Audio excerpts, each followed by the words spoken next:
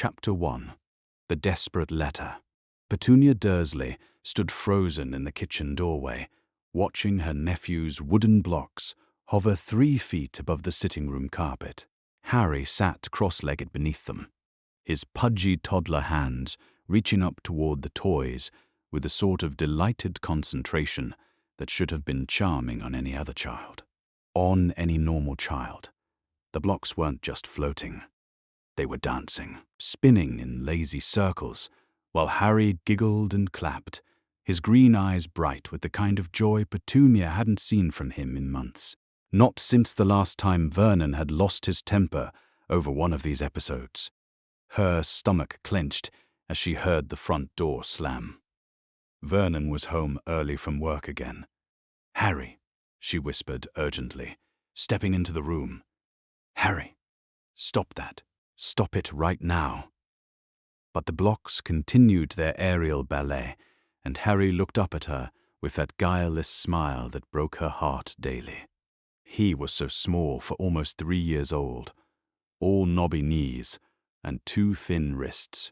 The bruises on his arm from last week had finally faded to yellow, though she could still see the finger-shaped marks if she looked carefully. She couldn't look carefully anymore. It hurt too much. What in hell? Vernon's roar cut through the house like a blade. He'd seen them through the window then. The floating toys, Harry's obvious delight. Petunia's pale face of resignation. The blocks crashed to the floor as Harry startled, his magic cutting off abruptly. One caught him on the shoulder as it fell, and he began to cry. Not the dramatic wailing of Dudley when denied a sweet, but the quiet, hiccuping sobs of a child who had learned that loud noises brought more trouble. Vernon filled the doorway, his face purple with rage.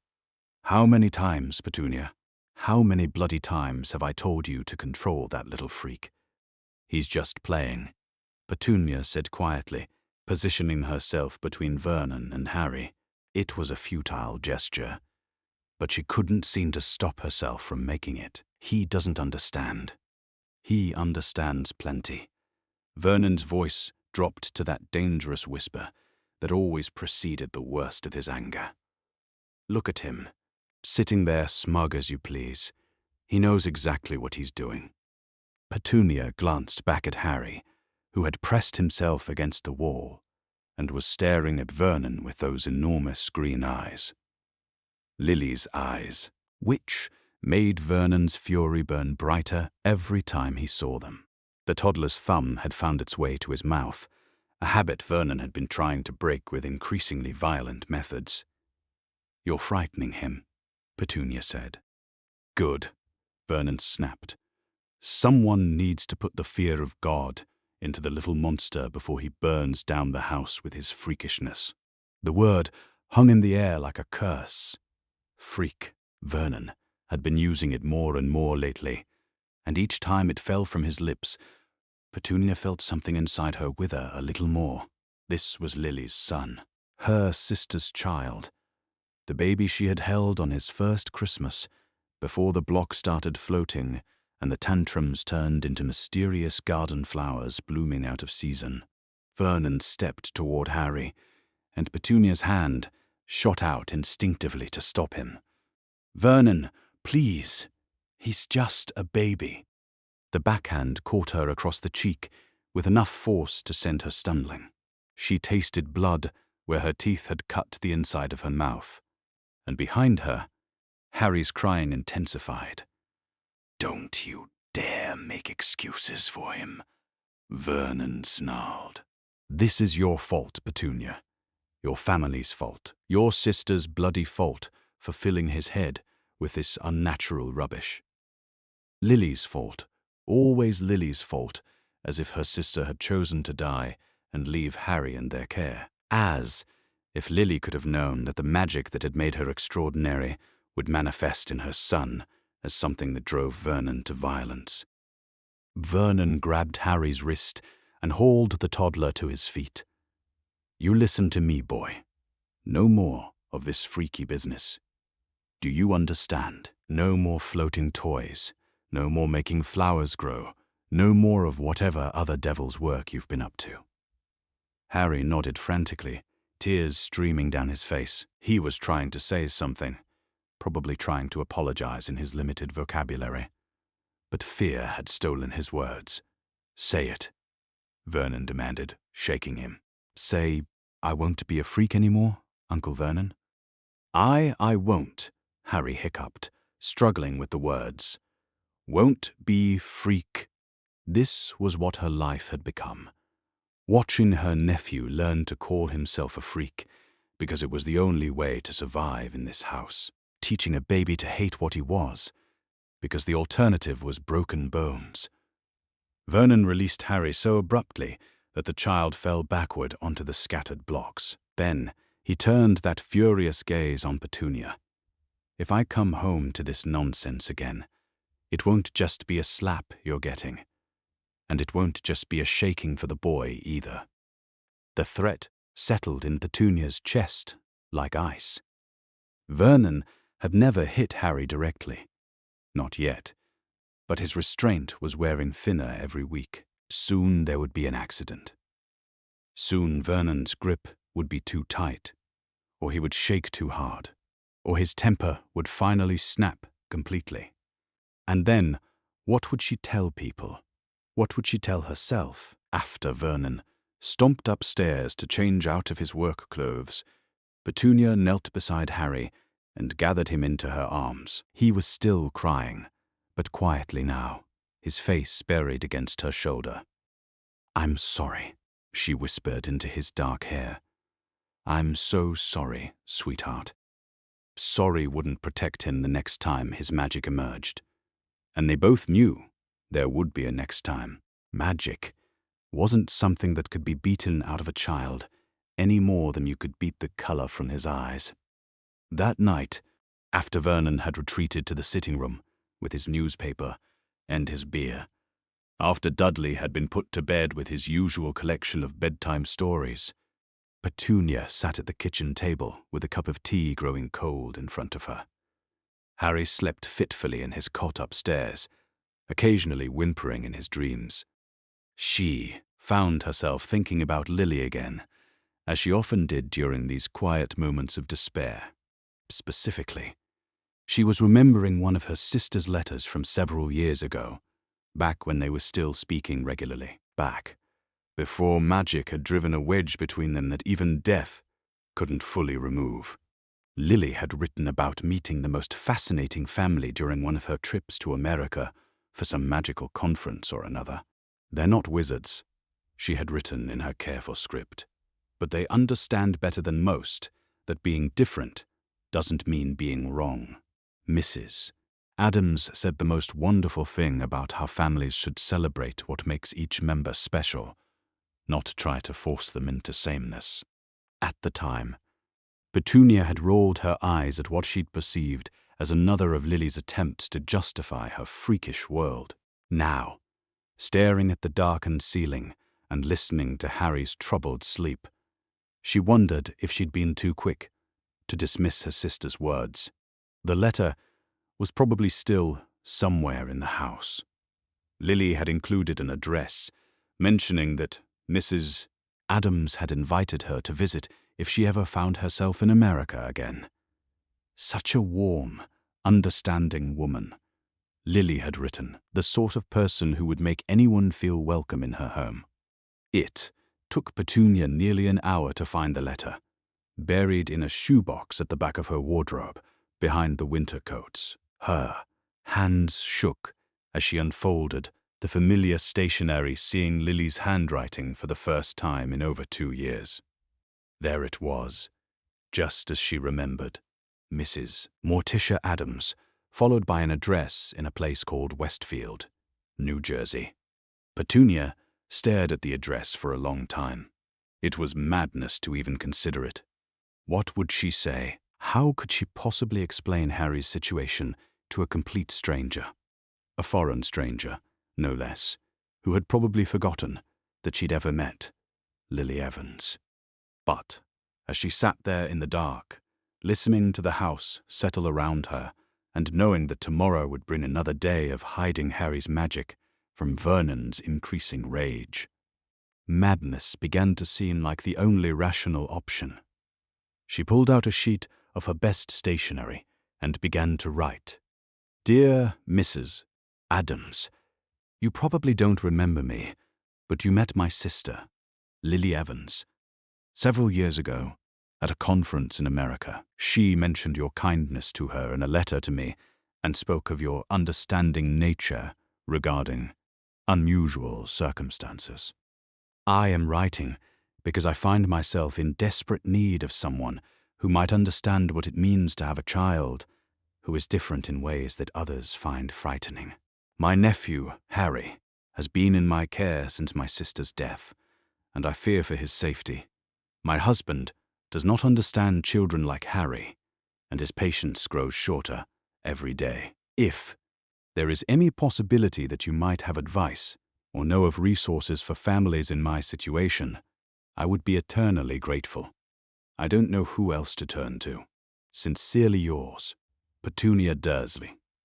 She read the letter 3 times before sealing it, each time fighting the urge to tear it up and forget this foolish notion.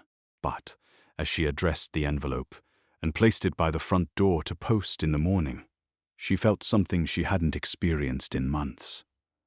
Hope. It was probably foolish hope. Mrs. Addams might not even live at that address anymore, or might not remember Lily, or might think Petunia was simply a mad woman writing nonsense letters to strangers. But it was hope nonetheless. And for Harry's sake, that had to be enough.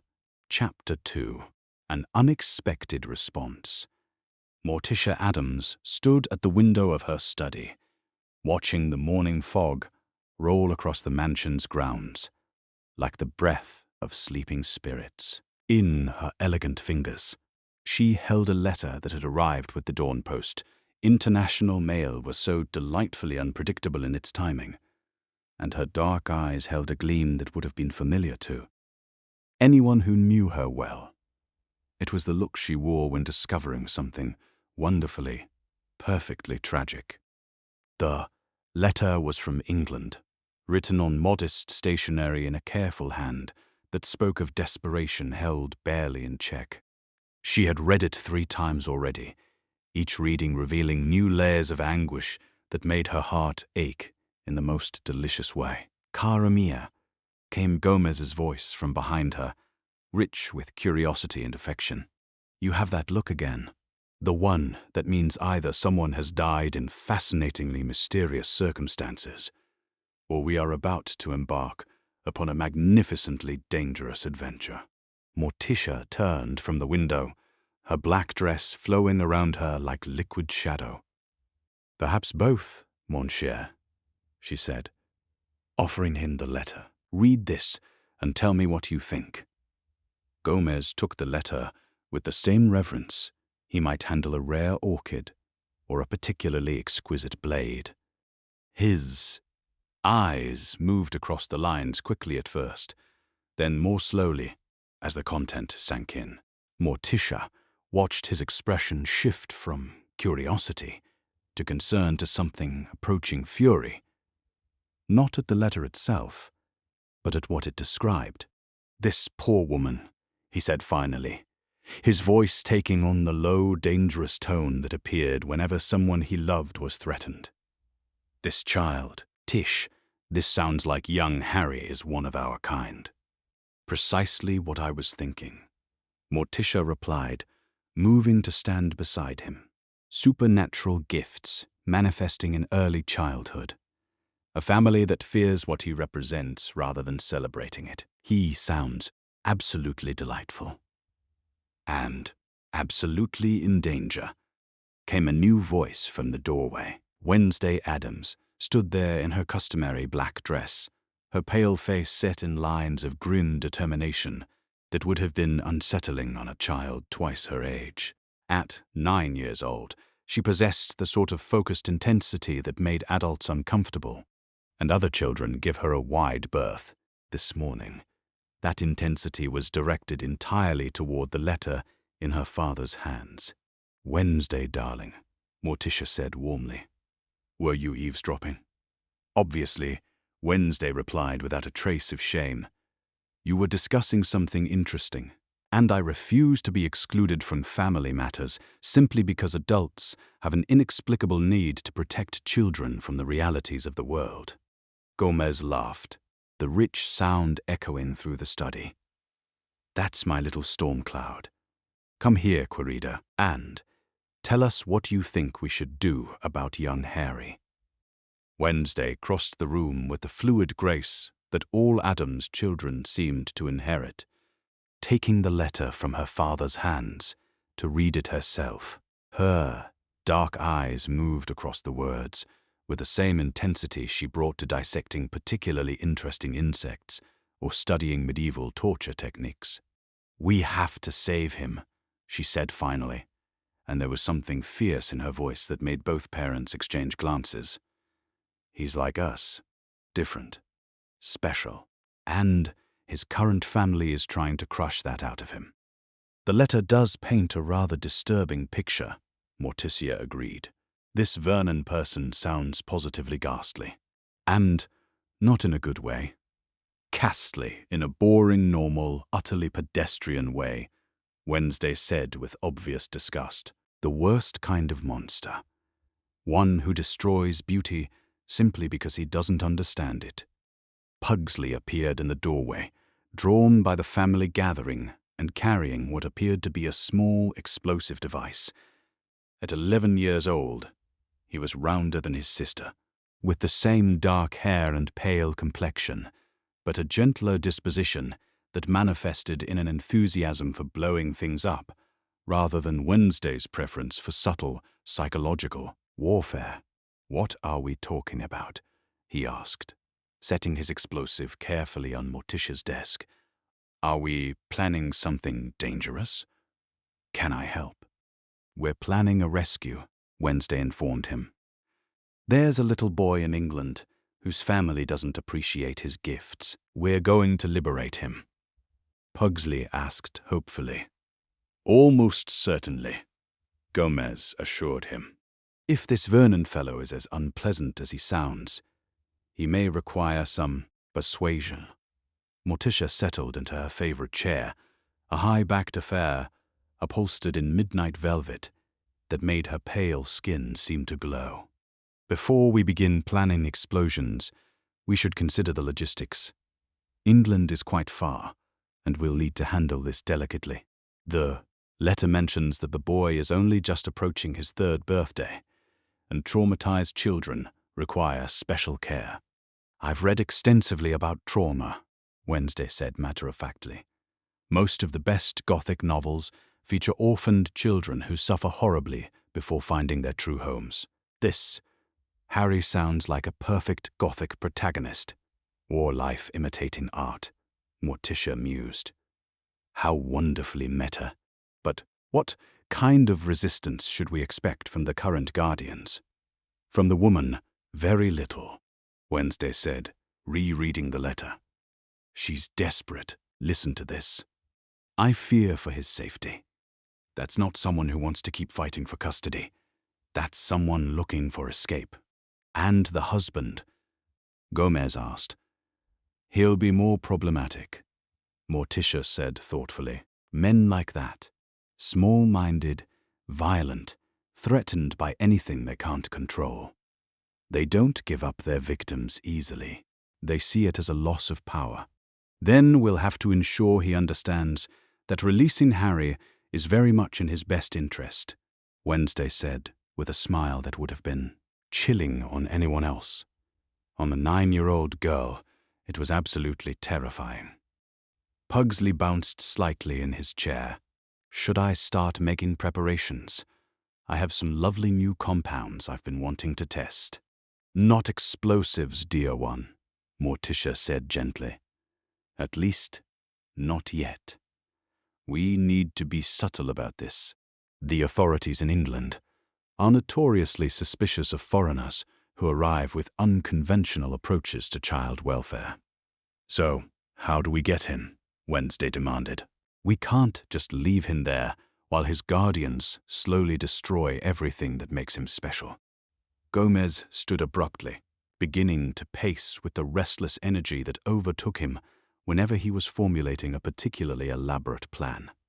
We need to approach this properly, legally if possible, but with enough presence to ensure cooperation. Legal adoption across international lines could take months, Morticia pointed out. This child doesn't have months.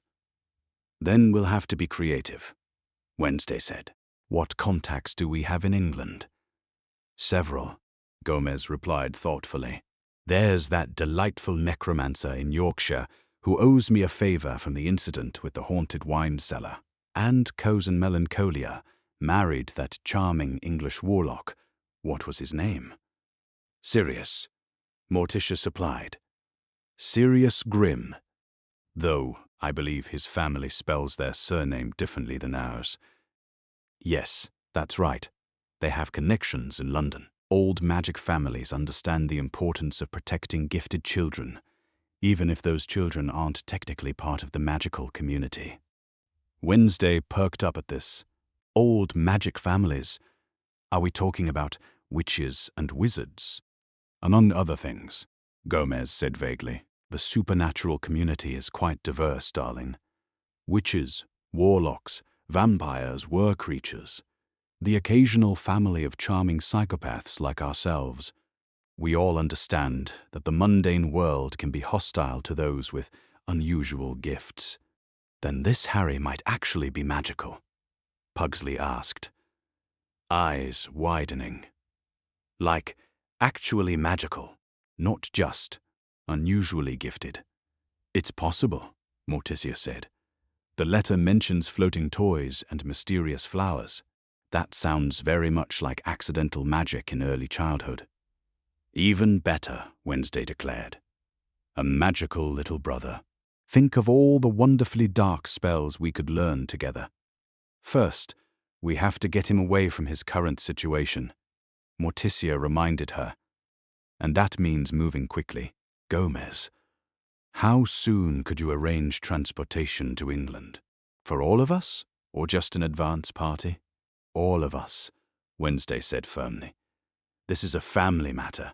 We all go, or none of us go. I agree with Wednesday, Morticia said. Harry will be frightened and confused. You'll need to see that he's being welcomed into a loving family, not simply rescued by well-meaning strangers. And Thing scuttled into the room from wherever he had been lurking. The disembodied hand performed an elaborate series of gestures that the family watched with close attention.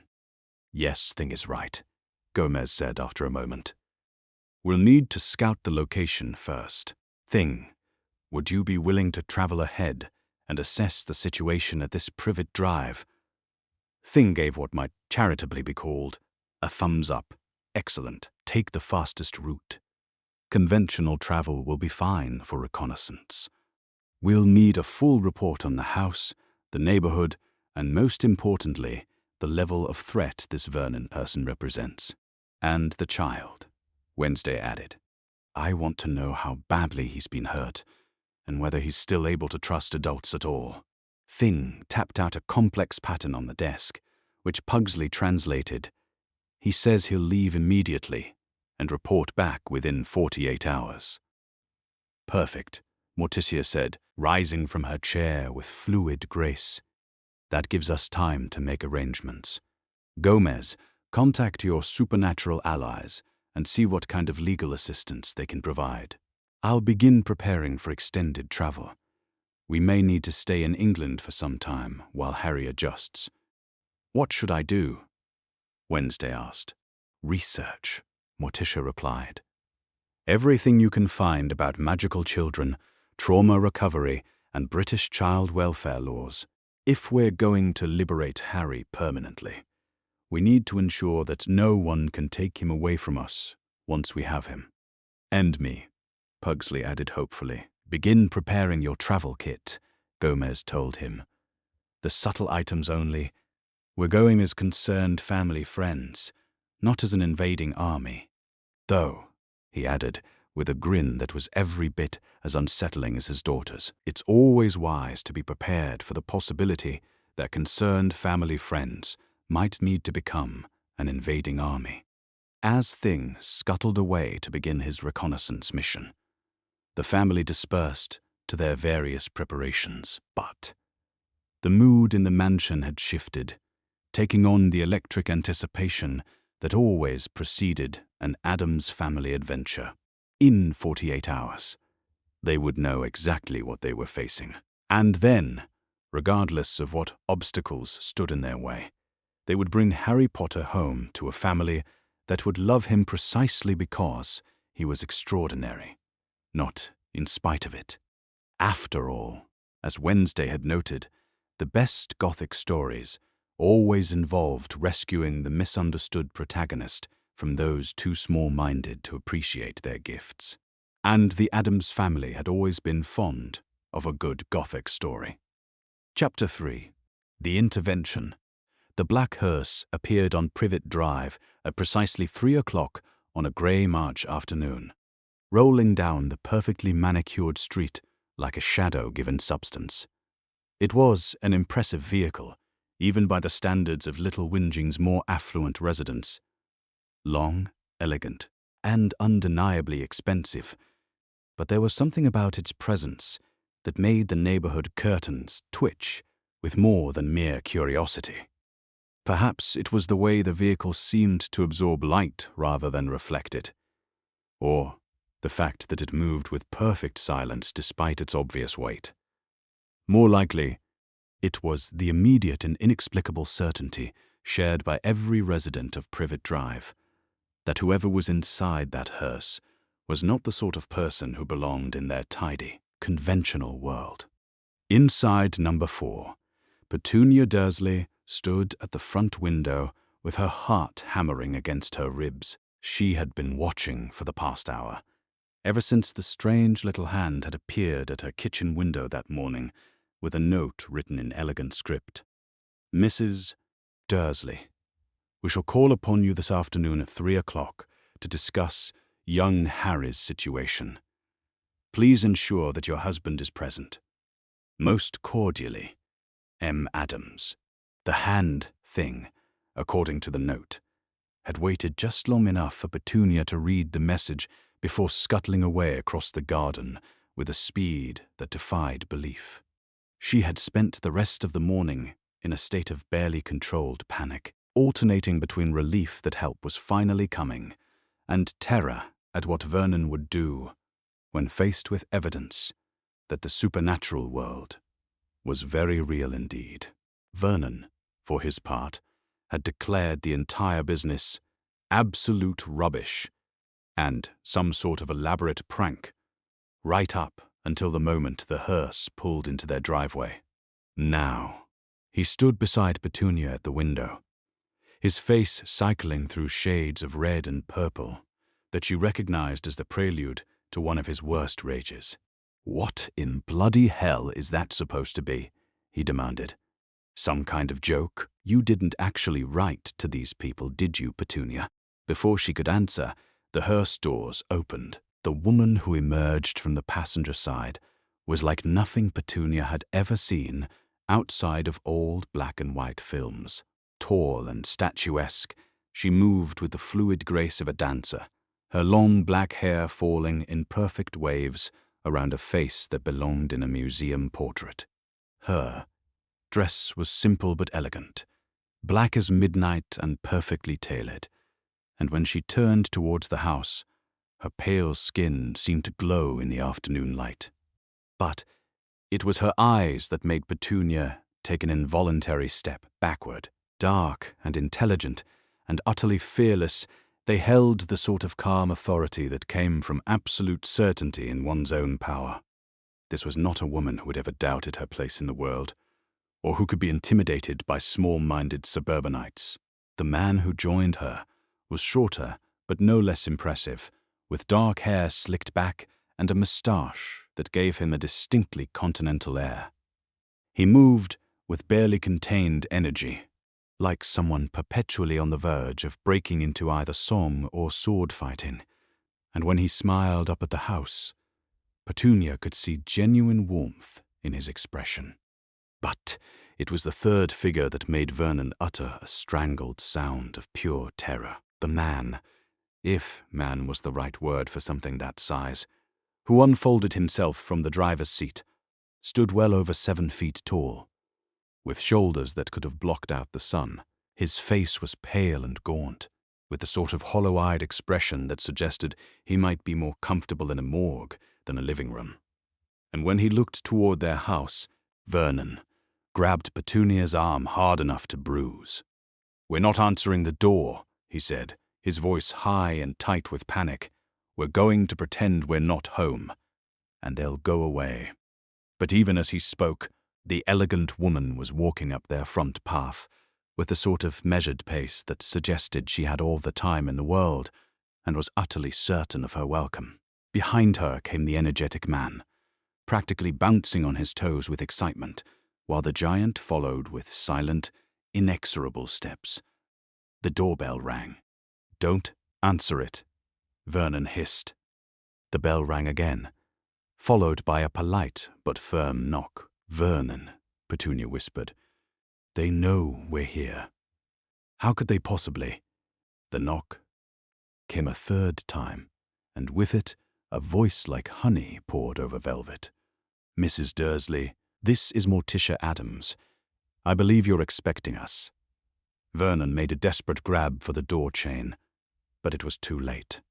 The lock was already turning, not being forced or picked, simply turning of its own accord, and the door swung open to reveal the 3 visitors standing on their threshold.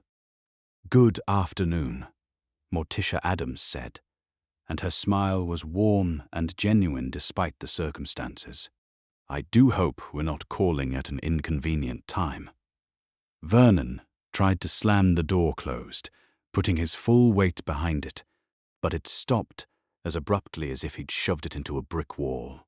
The giant, Lurch, Petunia's mind supplied frantically, had placed one enormous hand against the doorframe, and no amount of Vernon's desperate shoving could move it so much as an inch.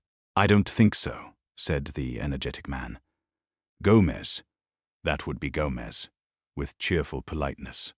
"We've come rather a long way to speak with you, and it would be terribly rude to turn us away without at least hearing what we have to say. This is private property." Vernon sputtered, his face now approaching shades of purple that Petunia had never seen before. "You can't just... You have no right." "We have every right," Morticia interrupted, and something in her voice made Vernon's protests die in his throat. "When a child's welfare is at stake, Mr. Dursley, normal social conventions become rather beside the point." Move in past Vernon, as if he were merely an inconvenient piece of furniture. Gomez followed, still radiating that unsettling enthusiasm, while Lurch ducked through the doorway and somehow managed to make their already cramped entrance hall feel positively tiny. "Where is Harry?" Wednesday's voice came from somewhere behind the adults, and Petunia realized with a start that there had been a 4th person in the car after all. A little girl, no more than 9 or 10, with the same pale skin and dark hair as her parents, but with eyes that held a depth of understanding that was deeply unsettling in someone so young. "He's upstairs," Petunia said automatically, then clapped a hand over her mouth as Vernon shot her a look of pure fury. "You told them about the boy," he demanded. "Petunia, how could you be so stupid? These people are obviously..." "Obviously what, Mr. Dursley?" Morticia inquired, and her voice had taken on a quality that made the temperature in the hallway seem to drop several degrees. "Please, do finish your thought." Vernon opened his mouth, then closed it again, apparently unable to find words for what the Addams family obviously were. Dangerous, supernatural, completely beyond his ability to control or understand. All of the above, Petunia thought, and found herself oddly relieved by the realization. "We'd like to see him," Wednesday said, and there was something in her young voice that brooked no argument. "The little boy you've been hurting. Now see here," Vernon blustered, but Morticia held up one elegant hand, and he fell silent, as if she had thrown a switch. "Mr. Dursley," she said quietly, "I am going to explain something to you very carefully, and I want you to listen with complete attention. My family and I have traveled a very long way because a desperate woman wrote to us about a child in danger. We are not social workers, we are not government officials, and we are not bound by the sort of bureaucratic nonsense that typically prevents swift action in such situations." She took a step closer to Vernon, and Petunia watched her husband actually cower away from the elegant woman. "We are here to take Harry home with us," Morticia continued, "where he will be loved and celebrated for exactly what he is, rather than punished for it. You can cooperate with this process, or you can attempt to interfere with it. I should warn you that my family has very little patience for people who harm children." "You can't just take him," Vernon protested weakly. "There are laws, procedures. You can't simply..." "Can't we?" Gomez asked cheerfully, and he reached into his jacket to produce a leather portfolio that he handed to Vernon with a flourish. "I think you'll find everything is quite in order." Vernon opened the portfolio with shaking hands, his eyes scanning the documents inside with growing bewilderment. These are adoption papers, but they're already signed. By judges, by officials. How is this possible?" "We have excellent attorneys," Morticia said simply. "And as I mentioned, we are not bound by conventional limitations." While the adults spoke, Wednesday had slipped past them and was already halfway up the stairs, moving with the sort of determined purpose that suggested she would not be deterred by mere adult conversation. Petunia heard her calling out in a voice that was gentler than anything she had used with the grown-ups. "Harry, Harry, are you up here? My name is Wednesday. I've come to take you somewhere safe." A moment later, there was the sound of a door opening, and then Wednesday's voice again, lower now and infinitely tender. "Oh, you poor little thing. What have they done to you?" Petunia closed her eyes, knowing exactly what Wednesday must be seeing. Harry in his too small clothes, probably hiding under his cot, certainly terrified by the shouting downstairs, the bruises that Vernon thought he was so careful to hide, the way Harry flinched from sudden movements or loud voices. When she opened her eyes again, Morticia was looking at her with something that might have been pity. "You wrote to us," she said quietly. "That was the right thing to do, Mrs. Dursley. The brave thing." "I didn't know what else to do," Petunia whispered. "I couldn't protect him. Vernon gets so angry when he does things.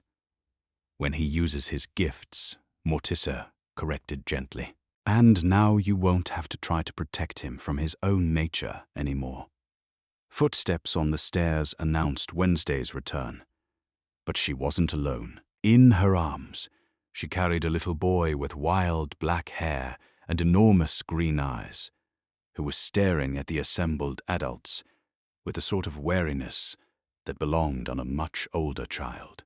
Harry looked impossibly small against Wednesday's dark dress, and Petunia felt something in her chest crack at the sight of him, clinging to this strange girl who had shown him more gentleness in 5 minutes than his own family had managed in months. "This is Harry," Wednesday announced, and her voice held a fierce protectiveness that made Vernon take another step backward. "And he's coming home with us." "Hello, little one," Morticia said softly, approaching with the same careful movements one might use around a frightened animal. "I'm Morticia. These are my family, Gomez and Lurch, and Wednesday, whom you've already met. Would you like to come and live with us?" Harry looked up at Wednesday, who nodded encouragingly. Then, in a voice barely above a whisper, he said, "Will it hurt?" And Petunia saw something flicker across Morticia's face that might have been rage, before it smoothed back into gentle reassurance. "No, darling," she said firmly. "It will never hurt again. I promise you that." "But what if I make the toys float?" Harry asked, and his small voice was heavy with the weight of previous punishments.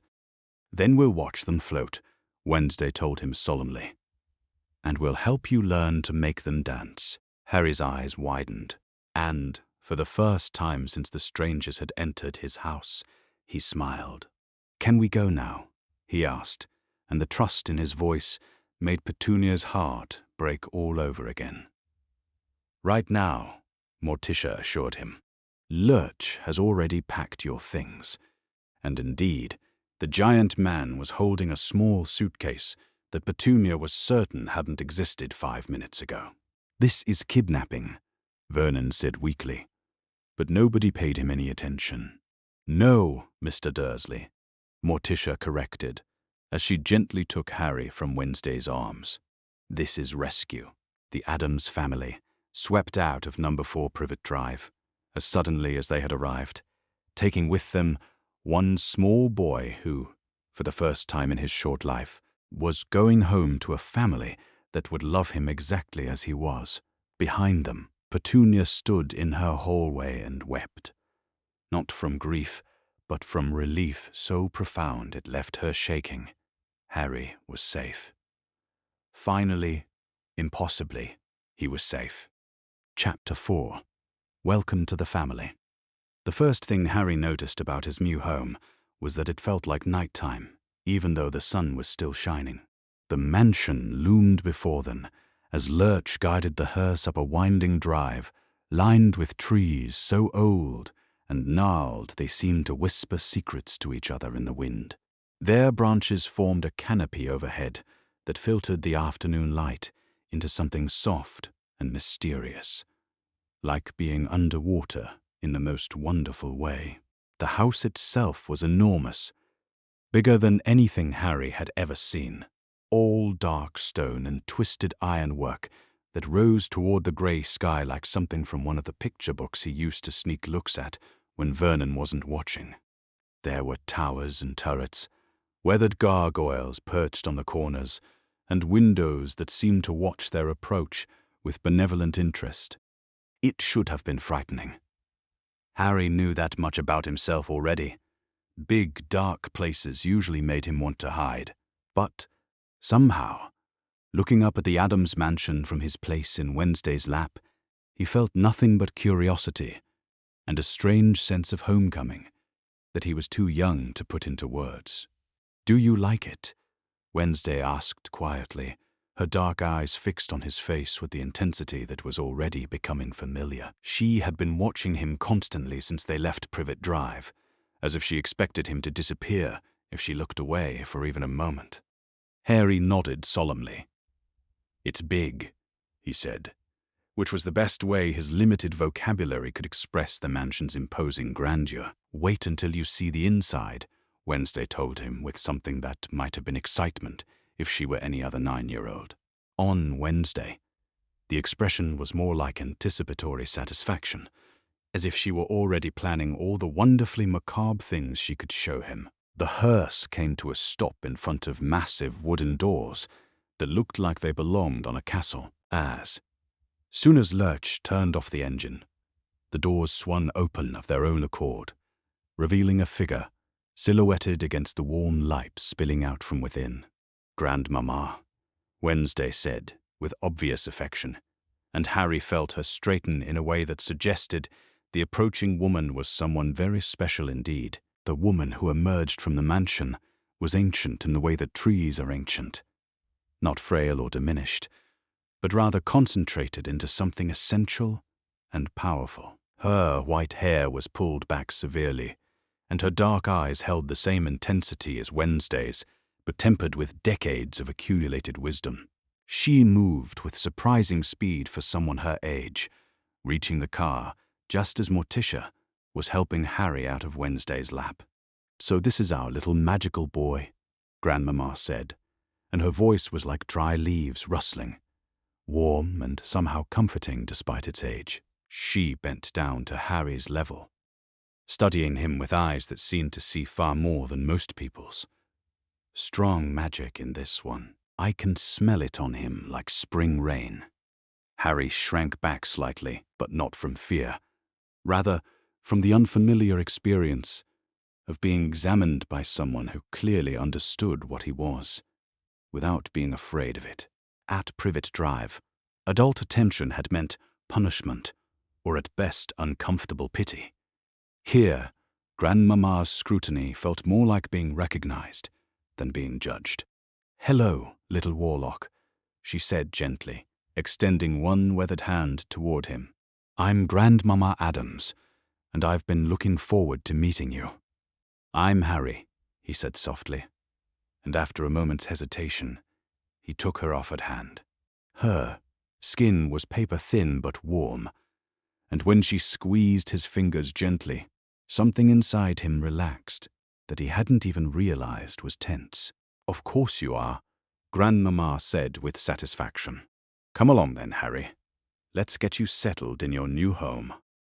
The interior of the mansion was even more impressive than the exterior, all high ceilings and dark wood paneling that seemed to absorb sound and light in equal measure. But, unlike the oppressive darkness Harry had expected, there was something undeniably cozy about the gloom.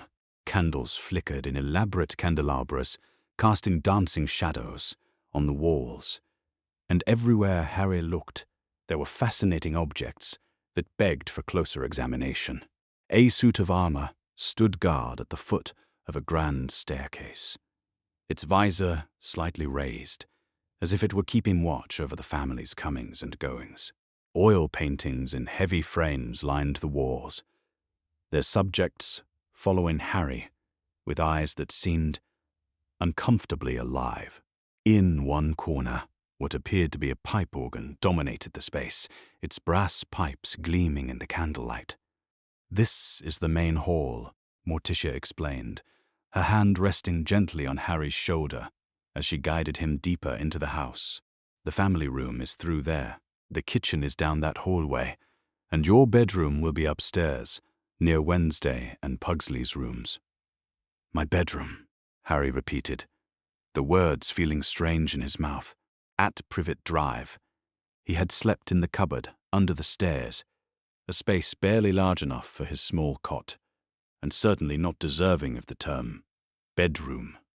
"Of course, darling," Morticia said, as if the idea of him not having his own room was absurd. "Children need their own space to grow and dream. Wednesday has been helping us prepare it for you," Wednesday said, appearing at his other side, with a sort of quiet grace that made Harry think of cats stalking through shadows. "There's one about a little boy who befriends a family of ghosts that I thought you might enjoy." Harry nodded eagerly. He loved books, though he'd never been allowed to handle the nice ones at Privet Drive. The idea of having books of his very own was almost too wonderful to believe. "Would you like to see my collection first?" Wednesday asked, and there was something in her voice that suggested this was a very special privilege indeed. "I've been working on it for years." Harry looked up at Morticia, who nodded encouragingly. "Wednesday has quite an impressive collection," she said. "I think you'll find it very educational." They climbed the grand staircase together, Harry's small hand gripping the banister as he marveled at the portraits that watched their progress. Wednesday led him down a hallway lined with doors, past what appeared to be a medieval torture chamber.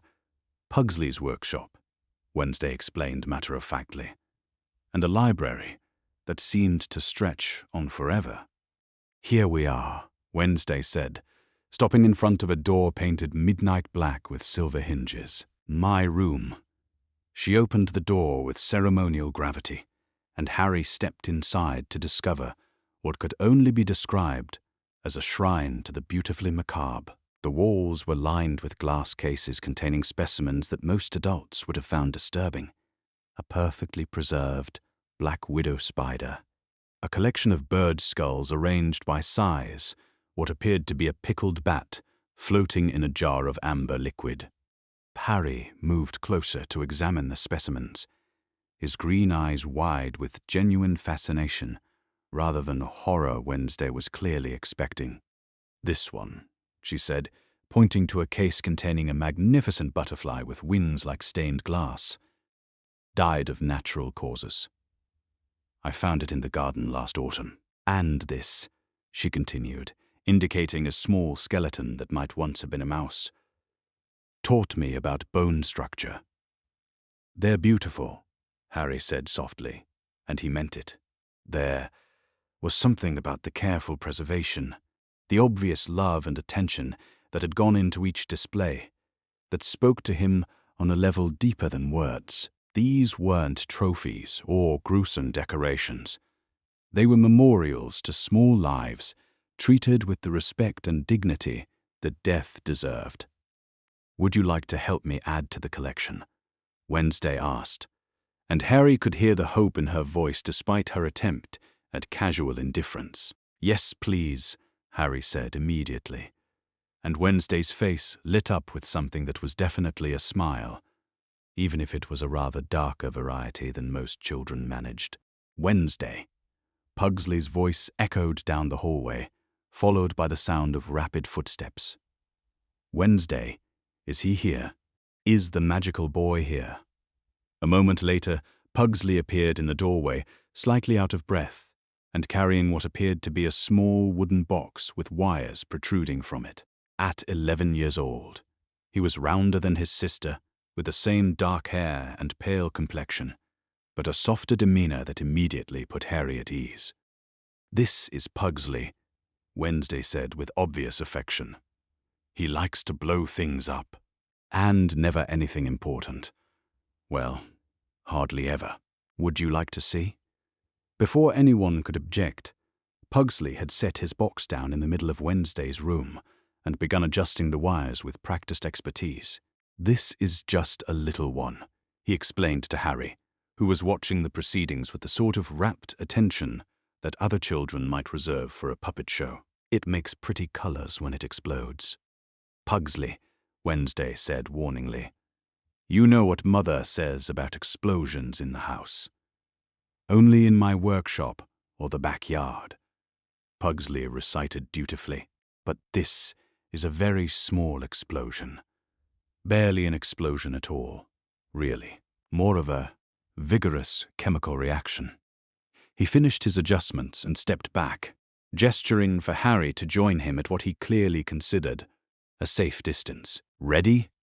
Harry nodded eagerly, and Pugsley pressed a small button on the side of the box. The explosion was indeed small, barely more than a puff of colored smoke, and a satisfying pop that made Harry clap his hands with delight. But as the smoke cleared, something unexpected happened. The air around Harry began to shimmer, and suddenly there were tiny sparks dancing around his fingers. Not dangerous or hot, but beautiful little points of light that swirled and pulsed in response to his emotions. "Oh," Harry breathed, watching the lights with wonder rather than the fear such displays had always provoked at Privilege Drive. "Oh, they're pretty." "They are pretty," Wednesday agreed, and there was something fierce in her voice. "Very pretty, and very magical." "Is that magic?" Pugsley asked, his eyes wide with excitement. "Real magic? Can you do it again?" Harry looked uncertain, glancing between the two older children, as if waiting for punishment or criticism. When none came, he tentatively held out his hand and concentrated the way he did when he wanted his toys to float. The sparks intensified, spinning faster and taking on new colors, gold and silver and deep green that matched his eyes.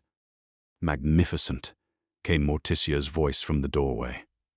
She had been watching the display with obvious approval, and now she moved into the room to crouch beside Harry. "Absolutely magnificent, darling.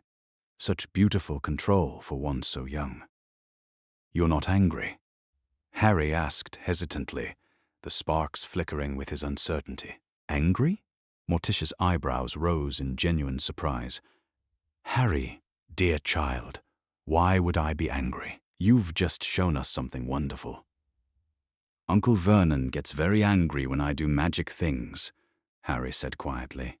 He says it's freakish and wrong, and that I need to stop being a freak. The temperature in the room seemed to drop several degrees, and Harry saw something dangerous flicker across Morticia's face before she smoothed it back into gentle reassurance. Your Uncle Vernon, she said carefully, was wrong. Magic is a gift, Harry, and gifts are meant to be celebrated, not hidden away. In this house, you will never be punished for being exactly who you are. As? Never? Harry asked, and the hope in his voice was almost painful to hear. Never, Wednesday said firmly. And if anyone tries to hurt you for being magical, I'll make sure they regret it. I have very creative ideas about revenge. We all do, Pugsley added cheerfully. It's sort of a family tradition. For the first time since they had rescued him from Privet Drive, Harry smiled, not the careful, tentative expression he had worn in the car, but a real smile that lit up his entire face. The sparks around his fingers responded to the emotion, bursting into a shower of gold and silver that illuminated the room like tiny fireworks. Welcome to the family, little brother, Wednesday said solemnly, and Harry felt something warm and safe settle in his chest, something he was too young to recognize as belonging but old enough to treasure. Downstairs, Grandmama was preparing a special dinner to celebrate their newest family member, and the smell of her cooking was beginning to drift through the mansion.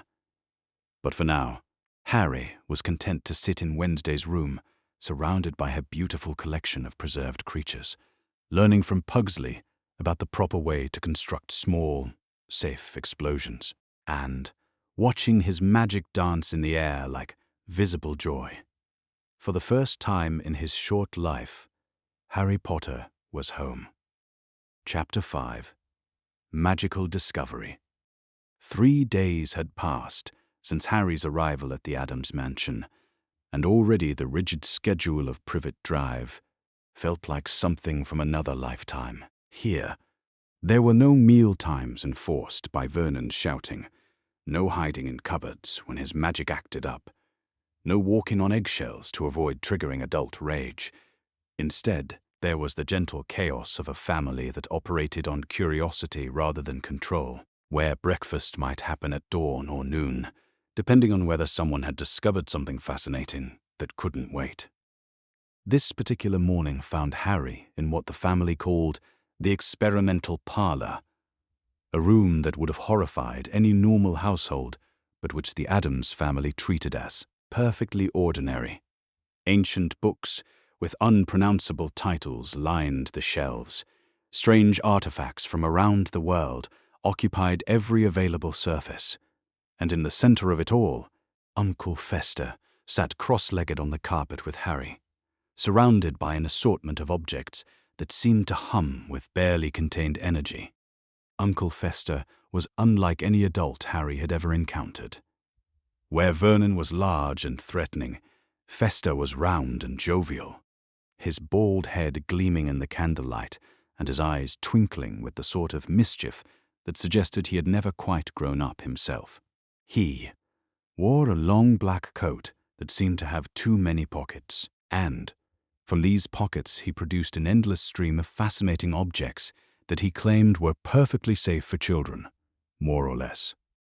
Now then, little storm cloud, Fester said, using the pet name he had coined for Harry after watching the boy's magic respond to his emotions with miniature lightning displays. Let's see what happens when you touch this.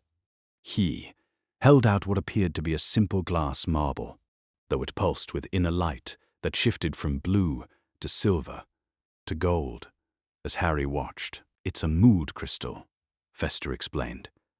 Very old magic, perfectly harmless. It shows the strength and nature of a person's magical essence. Harry looked uncertainly at the marble, then up at Fester's encouraging face. 3 days ago, He would have been terrified to touch anything that adults described as magical. Now, with the memory of Wednesday's delighted laughter and Pugsley's enthusiastic explosions fresh in his mind, he reached out with small fingers to grasp the crystal. The moment his skin made contact with the glass, the room filled with light. It wasn't the gentle glow Harry had produced while playing with his new siblings, but something far more intense. A brilliant white radiance that made every shadow in the room retreat to the corners and caused several of Fester's more sensitive artifacts to begin humming in harmony.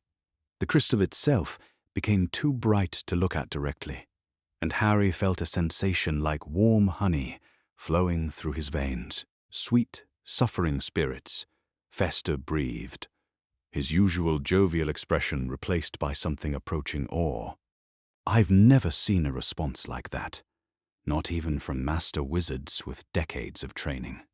Harry looked down at the crystal, which continued to pulse with that impossible light, and felt a familiar flutter of anxiety in his stomach. "Did I break it?" he asked, in a small voice, memories of Vernon's fury over broken dishes making his magic spark nervously around his fingers. "Break it?" Fester laughed, but it was a delighted sound rather than the mocking laughter Harry had learned to fear. "My dear boy, you've made it sing. Listen." And indeed, the crystal was producing a sound like distant bells, a melody so beautiful that Harry found himself relaxing despite his worry. Other objects around the room had begun responding as well, a silver compass spinning wildly, a collection of black candles suddenly blazing to life, and what appeared to be a very old book flapping its covers like wings. "Uncle Fester." Wednesday's voice came from the doorway, and Harry turned to see her standing there with an expression of intense fascination. "What did you do to make the whole house glow?" "I didn't do anything," Fester replied, carefully taking the still luminous crystal from Harry's hands and placing it in a special wooden box that seemed designed to contain magical overflow. "This was all our Harry. Tell me, little storm cloud, have you ever made lights like this before?" Harry shook his head. "Only little ones," he said, "like sparkles. Uncle Vernon got very angry when they were big." Wednesday crossed the room in quick strides, settling herself beside Harry with the sort of protective posture that was becoming increasingly familiar. "Uncle Vernon was a fool," she said matter-of-factly. "Big magic means you're strong, not bad." "Strong is putting it mildly," Fester murmured, making notes in a leather-bound journal. "The resonance patterns here suggest power levels that shouldn't be possible in a child this young. Morticia needs to see this." As if summoned by his words, Morticia appeared in the doorway, wearing an expression that managed to be both concerned and intrigued. "I felt the magical discharge from the kitchen," she said, moving into the room with her characteristic grace. "What have you discovered?" "Our Harry is remarkable," Fester said, closing his journal and looking up at his niece-in-law with excitement. "The raw power readings are off any scale I've ever used. But more than that, look at how naturally he channels it. No wild surges, no loss of control, just pure instinctive magic responding to his will." Morticia knelt beside Harry, studying his face with those dark eyes that seemed to see everything. "How do you feel, darling? Does using your magic hurt or tire you?" "It feels warm," he said finally. Like when you smile at me. Warm and safe."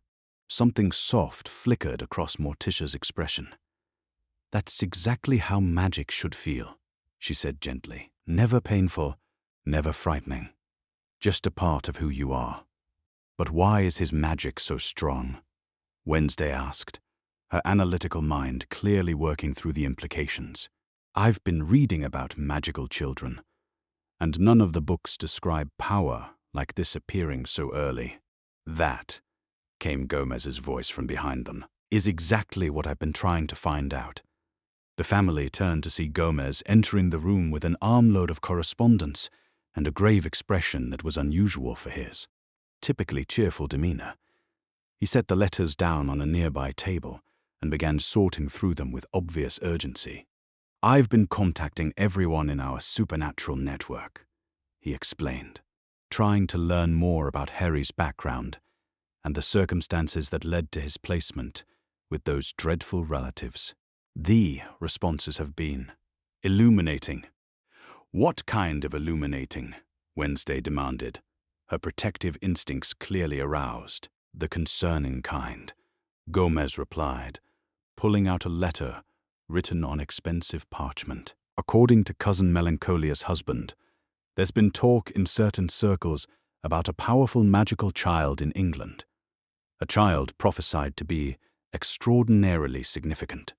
Harry looked between the adults, not understanding most of the words, but recognizing the seriousness in their voices. He scooted closer to Wednesday, who immediately wrapped an arm around him in a gesture that was becoming as natural as breathing. "Prophecies," Fester said with obvious distaste. "Nasty business prophecies.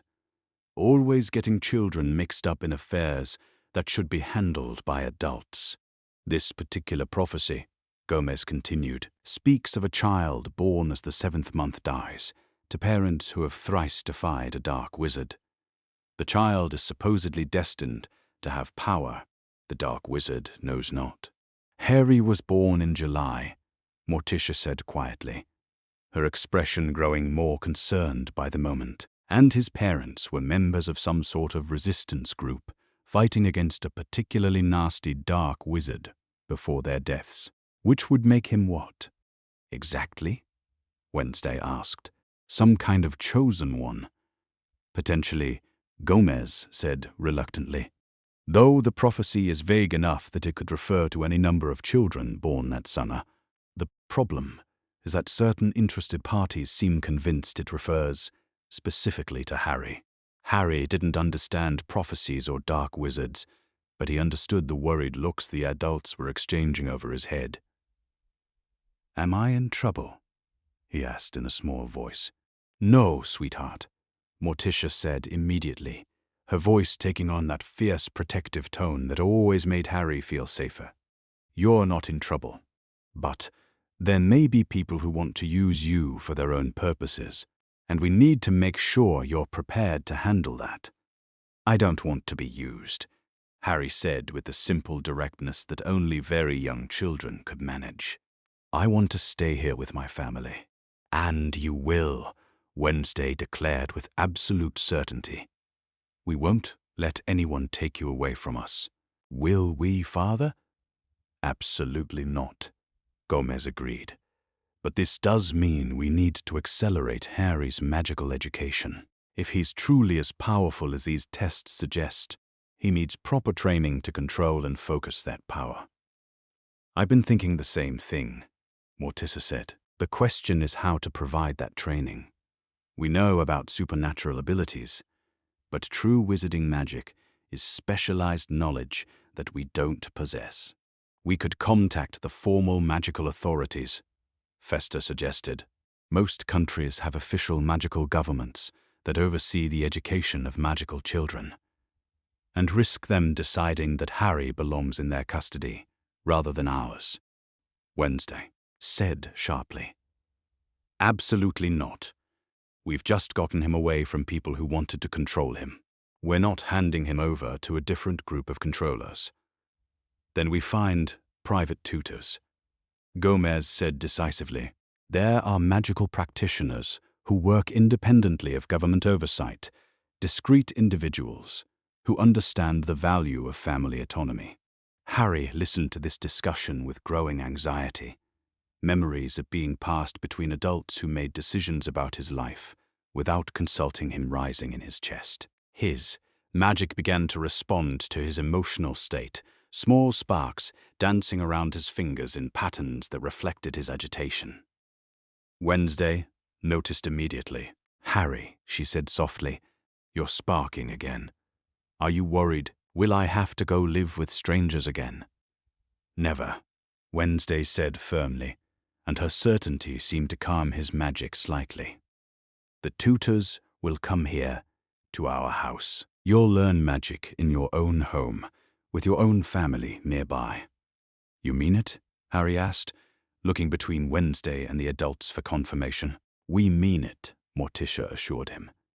"This is your home now, Harry. No one will take you away from it, or from us. The tutors will simply help you learn to use your gifts more effectively." To demonstrate the point, Wednesday held out her hand to Harry. "Want to practice some magic together? I've been reading about magical bonding exercises that siblings can do." Harry nodded eagerly, placing his small hand in Wednesday's pale one. "What kind of exercises?" "Simple ones to start," Wednesday explained, closing her eyes and concentrating. "Just try to share a little bit of your magic with me, like letting me borrow some light." Harry focused on the warm feeling in his chest, the sensation that Wednesday had taught him to associate with his magic. Slowly, carefully, he let a small stream of that warmth flow through their joined hands. The result was immediate and beautiful. Light began to flow between their fingers, not the brilliant white radiance of the mood crystal, but something softer and more controlled. The light seemed to pulse in time with their heartbeats, creating a visible bond between them that spoke of trust and affection made manifest. "Perfect," Wednesday breathed, her eyes opening to reveal something that might have been tears if she were any other 9-year-old. "That's exactly how family magic should feel." "Can I do it with Pugsley too?" Harry asked, watching the light dance between their hands with wonder. "Of course," Wednesday replied, "and with Mother and Father and Uncle Fester and Grandmama. We're all your family now, Harry. Your magic will recognize that." And as Harry sat there in the experimental parlor, surrounded by people who loved him for exactly what he was, watching magic flow between himself and his sister, like visible proof of belonging, he felt something settle in his chest that was stronger than prophecies or dark wizards or any external threat. He felt loved, he felt protected, and most importantly, he felt like he was finally home. Chapter 6. The Wizarding World Takes Notice. Albus Dumbledore stood in his office at Hogwarts School of Witchcraft and Wizardry, staring down at a collection of delicate silver instruments that had been humming with increasing agitation for the past 3 days. The devices, a complex array of spinning wheels, pulsing orbs, and tiny dancing figures, were designed to monitor the magical signature and general well-being of one Harry James Potter, and their current state of distress was deeply concerning. The largest instrument, an elaborate orrery that tracked Harry's location, had been spinning wildly before finally settling into a configuration that made no sense whatsoever. According to its readings, the boy was simultaneously nowhere and everywhere, his magical signature scattered across an impossibly wide area that seemed to center somewhere in the American Northeast. "Most peculiar," Dumbledore murmured to himself, adjusting his half-moon spectacles as he examined the instruments more closely. The readings suggested that Harry was not only alive and well, but experiencing unprecedented magical growth. His power levels had tripled in the past week alone, a development that should have been impossible for a child not yet 3 years old. More troubling still was the complete absence of the protective wards he had so carefully woven around Number 4 Privet Drive. The blood protection charm, anchored by Petunia Dursley's grudging acceptance of her nephew, should have been unbreakable, as long as Harry called that place home. Yet the magical resonance was gone, as surely as if it had never existed. A soft knock at his office door interrupted his contemplation. "Enter," Dumbledore called, and Severus Snape stepped into the room with the fluid grace that characterized all his movements. 23.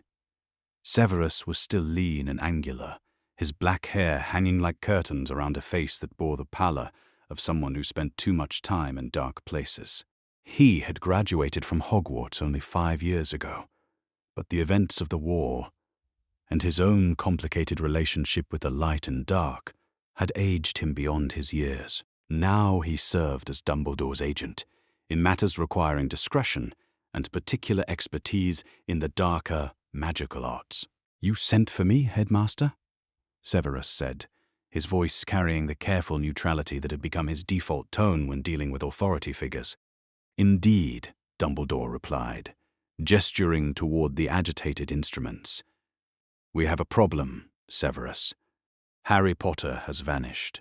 Severus's dark eyes flicked to the monitoring devices, taking in their chaotic state with the analytical mind that had made him one of the youngest potions masters in recent memory. "Vanished how?" he asked. "The blood protection should have prevented any unauthorized removal."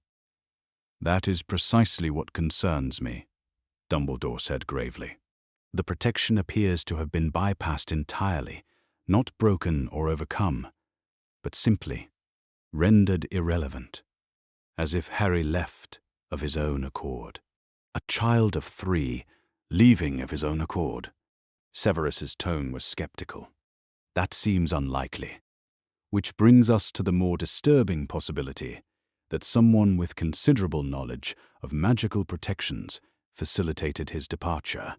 Dumbledore continued, "I need you to investigate, Severus. Discover what happened to the boy and, more importantly, where he has gone. I'll begin with the Dursley residence. I fear that may prove less illuminating than we might hope," Dumbledore said with a sigh. "Ministry investigators have already interviewed the family. According to their report, the Dursleys claim that strange foreigners took Harry, but they refused to provide any useful details." "Foreigners?" Severus raised an eyebrow. "That narrows it down considerably." The investigators described the Dursleys as terrified beyond rational conversation and seemingly convinced that speaking freely would result in supernatural retribution. Make of that what you will.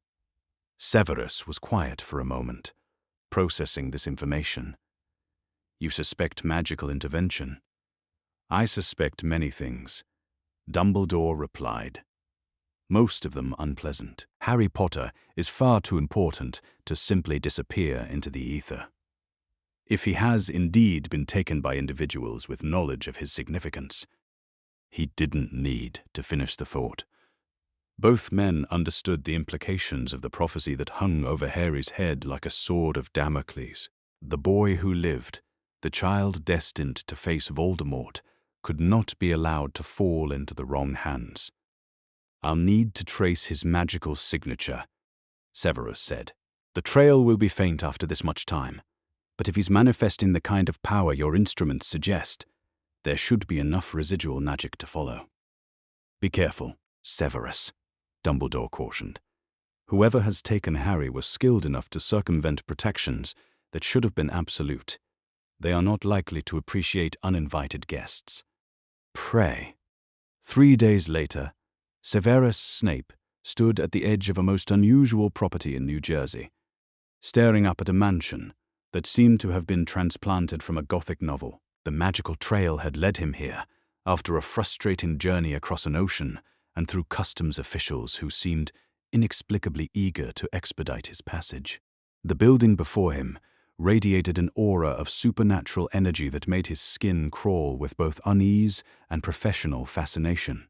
The mansion was undeniably magnificent in its darkness, all soaring towers and elaborate ironwork that spoke of vast wealth and utterly unconventional taste. Ancient trees surrounded the property, like sentinels, their gnarled branches creating patterns of shadow that seemed to shift and writhe in his peripheral vision. Most disturbing of all, the magical signature he had been following didn't just lead to this place.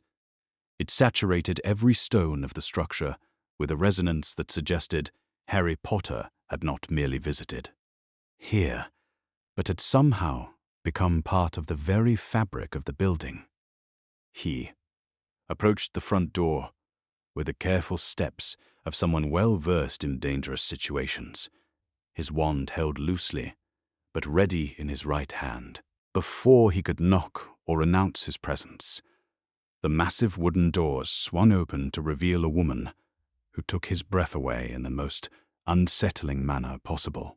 She was tall and elegant, with skin like moonlight and hair as black as his own falling in perfect waves around her shoulders.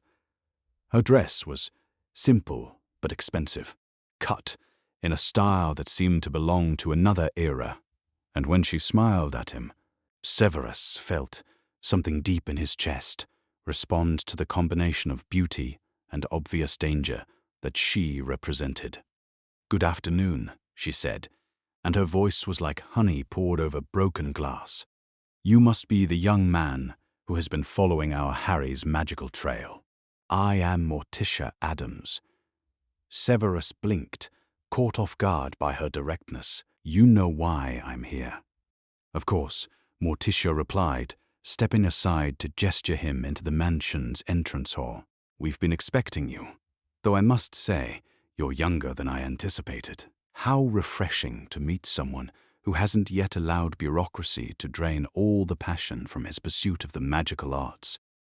Despite himself, Severus found his attention caught by the mansion's interior. The entrance hall was a study in elegant darkness, filled with artifacts that practically hummed with supernatural energy. A suit of armor stood guard at the base of a grand staircase, and he could have sworn he saw it shift slightly when he wasn't looking directly at it. "You're not denying that you have Harry Potter," he said, forcing himself to focus on his mission rather than his surroundings. "Why would I deny it?" Morticia asked with genuine surprise. "Harry is family now. He belongs here." Before Severus could respond to this extraordinary statement, rapid footsteps on the staircase announced the arrival of a small, pale girl who seemed to have materialized from the shadows themselves. She moved down the stairs with the predatory grace of someone much older, her dark eyes fixed on Severus with an intensity that was deeply unnerving in a child. "So this is the spy," she said without preamble, her voice carrying an authority that belonged on an adult.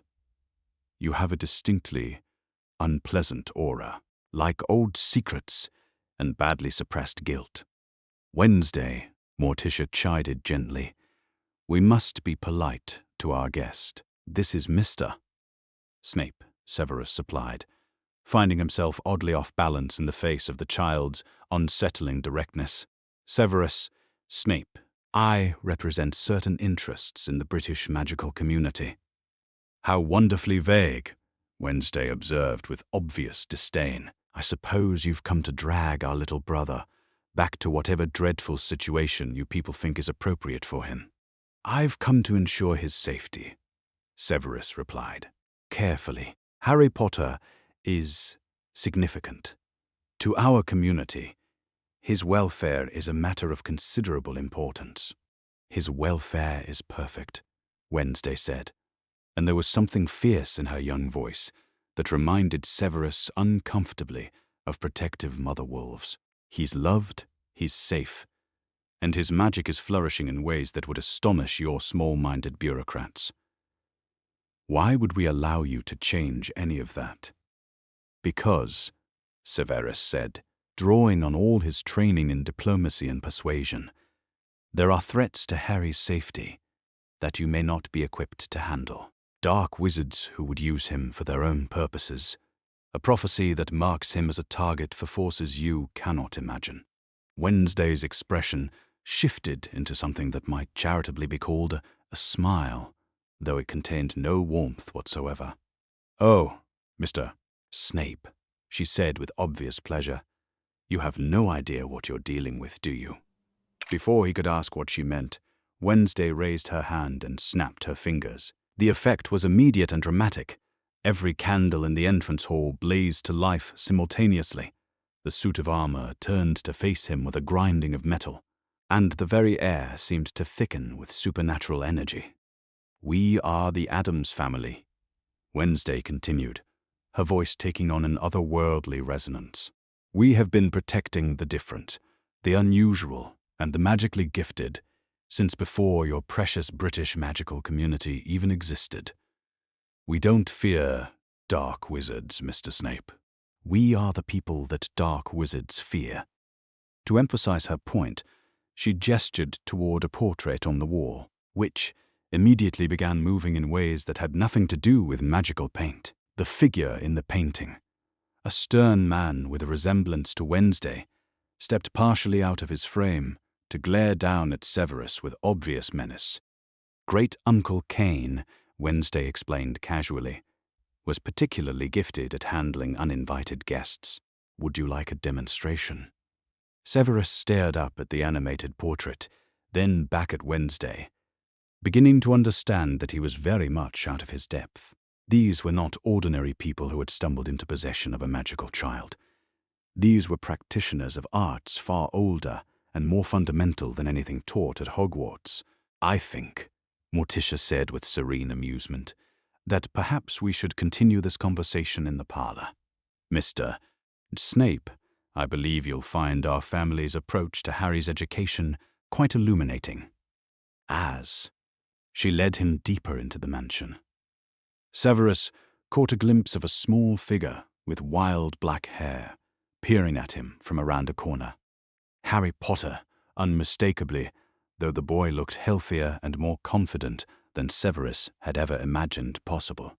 When their eyes met, Harry waved cheerfully before darting back out of sight, and Severus heard his delighted laughter echoing from somewhere deeper in the house. It was the sound of a happy, well-loved child. And despite his mission, despite his loyalty to Dumbledore and the wizarding world's expectations, Severus found himself wondering if perhaps the Addams family might be exactly what Harry Potter needed after all. Chapter 7: Educational Conflicts. The arrival of Albus Dumbledore at the Addams mansion was heralded not by fanfare or magical display, but by the simple, polite chiming of the doorbell at precisely 9 o'clock the following morning. Morticia, who had been expecting this development ever since young Mr. Snape's departure the previous evening, answered the door personally, still dressed in her elegant black morning gown with her hair perfectly arranged despite the early hour. "Professor Dumbledore," she said, opening the door with the gracious hospitality that was as much a part of her nature as breathing. "I was wondering when you would arrive. Please, do come in." The elderly wizard stepped across the threshold with the careful dignity of someone well-versed in potentially dangerous diplomatic situations. At 102 years old, Albus Dumbledore had seen enough of the world to recognize when he was entering territory that operated by rules very different from those he was accustomed to. The Addams mansion practically hummed with supernatural energy that was both ancient and utterly alien to his understanding of magic. "Mrs. Addams," he replied with a courtly bow that suggested genuine respect rather than mere politeness. "Thank you for receiving me. I believe we have much to discuss regarding young Harry's situation." "Indeed we do," Morticia agreed, leading him through the entrance hall toward the family's formal sitting room. "Though I suspect we may find our perspectives on what constitutes Harry's best interests to be quite different." The sitting room was a study in elegant Gothic splendor, all dark wood and rich fabrics that seemed to absorb light while somehow remaining inviting. Gomez rose from his seat by the fireplace as they entered, extending a hand to Dumbledore with the sort of continental charm that suggested he was equally at home in drawing rooms and dueling grounds. "Professor," he said warmly, "Gomez Addams, I've heard fascinating things about your reputation in certain circles, as I have about your family," Dumbledore replied, accepting the handshake and noting the surprising strength in the other man's grip. "Though I confess the reports were somewhat incomplete." "The best families always are," came Wednesday's voice from the corner, where she sat in a high-backed chair that made her appear even more like a small, pale judge presiding over some arcane tribunal. Mystery is so much more interesting than transparency, don't you think? Dumbledore turned to study the child who had so thoroughly unsettled Severus Snape, taking in her composed posture and the intelligence that burned in her dark eyes. Miss Wednesday, I presume. Severus mentioned that you have strong opinions about Harry's welfare. I have strong opinions about many things, Wednesday replied with the sort of composure that suggested she was utterly unimpressed by elderly wizards, regardless of their reputation. But regarding Harry, my opinion is quite simple. He belongs with people who love him for what he is, not what they want him to become. Before Dumbledore could respond to this pointed observation, rapid footsteps on the stairs announced Harry's arrival. The little boy appeared in the doorway wearing clothes that actually fit him properly, a revelation that struck Dumbledore more forcefully than he had expected. At Privet Drive, Harry had always seemed small and diminished, as if he were trying to take up as little space as possible. Here, he moved with the natural confidence of a well-loved child. Wednesday, Harry said, looking around the room with curiosity rather than the wariness that had characterized his interactions with adults for most of his short life. Mama said there were visitors. Mama. Dumbledore felt something twist in his chest at the casual way Harry had adopted Morticia as his mother. The blood protection charm had been specifically anchored to Petunia Dursley's grudging familial obligation. If Harry now considered someone else his primary caregiver, the magic would have been not just broken, but fundamentally transformed. "Hello, Harry," Dumbledore said gently, crouching down to the child's eye level. "My name is Albus Dumbledore. I knew your birth parents, Lily and James Potter." Harry looked up at Morticia, who nodded encouragingly, then back at Dumbledore. "They died when I was a baby," he said matter-of-factly, with the sort of acceptance that suggested the topic had been discussed honestly rather than hidden away. "But now I have a new family who loves me very much." "I can see that," Dumbledore said, and he meant it. Everything about Harry, from his improved posture to the way he unconsciously moved closer to Wednesday for comfort, spoke of a child who felt secure and valued. "Harry, I've come because there are people in my world who are concerned about your education. You have very special gifts that need proper training." "I know about my gifts," Harry replied with the sort of confidence that was remarkable in someone his age. "Wednesday and Pugsley help me practice magic every day. And Uncle Fester says I'm getting very good at controlling it." "Show him, Harry," Wednesday encouraged quietly. "Show him how much you've learned." Harry looked around the room, then held out his small hand toward the fireplace. Without any apparent effort, he summoned a small flame that danced in his palm, not wild or dangerous, but perfectly controlled and responding to his will. The flame shifted colors as his emotions changed, cycling through gold and silver and deep green that matched his eyes. "Remarkable," Dumbledore breathed, his experienced gaze taking in the level of control that Harry was demonstrating. Most adult wizards would have struggled to achieve such precise manipulation of elemental magic. "How long have you been able to do this?" "Since I felt safe," Harry said simply, extinguishing the flame with a thought. "Magic is easier when nobody yells at you for using it." The unconscious indictment hit Dumbledore like a physical blow. In his careful calculations about blood protection and strategic placement, he had overlooked the fundamental truth that magic flourished in environments of love and acceptance. Harry's power had been suppressed not by his youth, but by the fear and hostility that had surrounded him at Privet Drive. "Professor Dumbledore," Morticia said, settling gracefully into her chair and gesturing for him to take a seat. "I believe we need to have a frank discussion about what you consider to be Harry's best interests." "His safety must be our primary concern," Dumbledore replied, accepting the offered seat while keeping his attention partly focused on Harry, who had moved to stand beside Wednesday's chair. There are dark wizards who would use his power for their own purposes, and a prophecy that marks him as a target for forces that could destroy him. And you believe that isolating him with relatives who despised him was an adequate response to these threats? Gomez asked, his usually jovial manner taking on an edge that suggested he was not as gentle as his surface charm might suggest. The blood protection charm, Dumbledore began, was worthless. Wednesday interrupted with characteristic bluntness. Your charm required love and acceptance to function properly. Harry's relatives provided neither. All you accomplished was ensuring that when genuine threats emerged, he would be too damaged and undertrained to face them effectively. Dumbledore stared at the 9-year-old girl, recognizing the uncomfortable truth in her assessment. And you believe your family can provide better protection. We can provide what he needs most, Morticia said firmly. Unconditional love, acceptance of his gifts, and training that celebrates his abilities rather than suppressing them.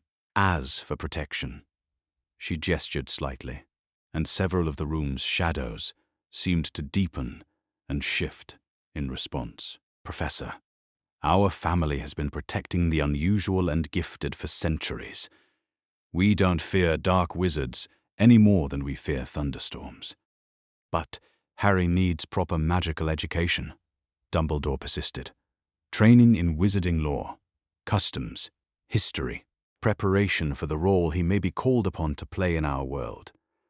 Then provide it, Gomez said simply. Send us tutors. Arrange for correspondence courses. Create whatever educational structure you feel is necessary. But do it here, with his family, where he feels safe and loved. You would accept wizarding oversight of his education? Dumbledore asked, surprised by the offer. We would accept whatever is necessary to ensure Harry receives the best possible preparation for his future, Morticia replied. But we will not allow him to be removed from a loving home and placed back into an institutional system that views him as a weapon rather than a child. Harry, who had been listening to this discussion with the sort of focused attention that suggested he understood far more than his age might imply, tugged gently on Wednesday's sleeve. She leaned down to hear his whispered words, then nodded gravely. Harry has something he wants to say, Wednesday announced, and all adult attention immediately focused on the small boy. Harry straightened his shoulders in a way that reminded Dumbledore painfully of James Potter, then looked directly at the elderly wizard with green eyes that held far too much wisdom for someone his age. I don't want to leave my family, he said clearly. I like learning magic, and I want to learn more. But I want to learn it here, where people love me and don't get angry when I practice. Please don't make me go back to being scared all the time.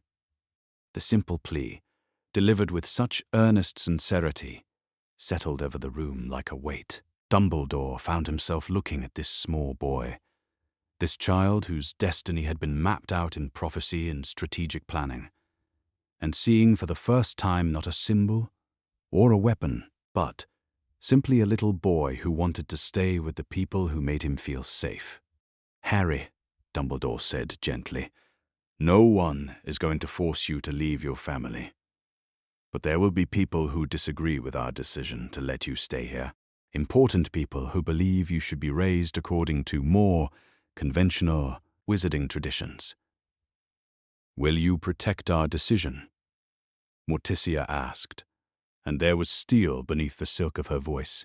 Will you stand between Harry and those who would separate him from his family for political convenience? Dumbledore was quiet for a long moment, staring into the fireplace as he weighed decades of political calculation against the evidence of his own eyes. Harry Potter was thriving here in ways he never would have at Privet Drive, or in the custody of the Ministry, or even at Hogwarts itself.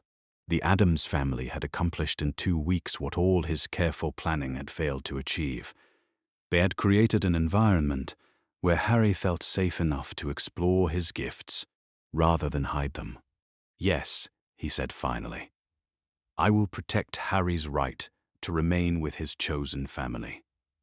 But in return, I need your assurance that he will receive proper magical education and that you will allow our world to maintain some connection to his development." "Question, you have it," Gomez said immediately, extending his hand once again. "Private tutors, correspondence courses, whatever you deem necessary. Harry will be prepared for whatever future awaits him. But he will face that future as a beloved member of this family, not as an isolated weapon in someone else's war."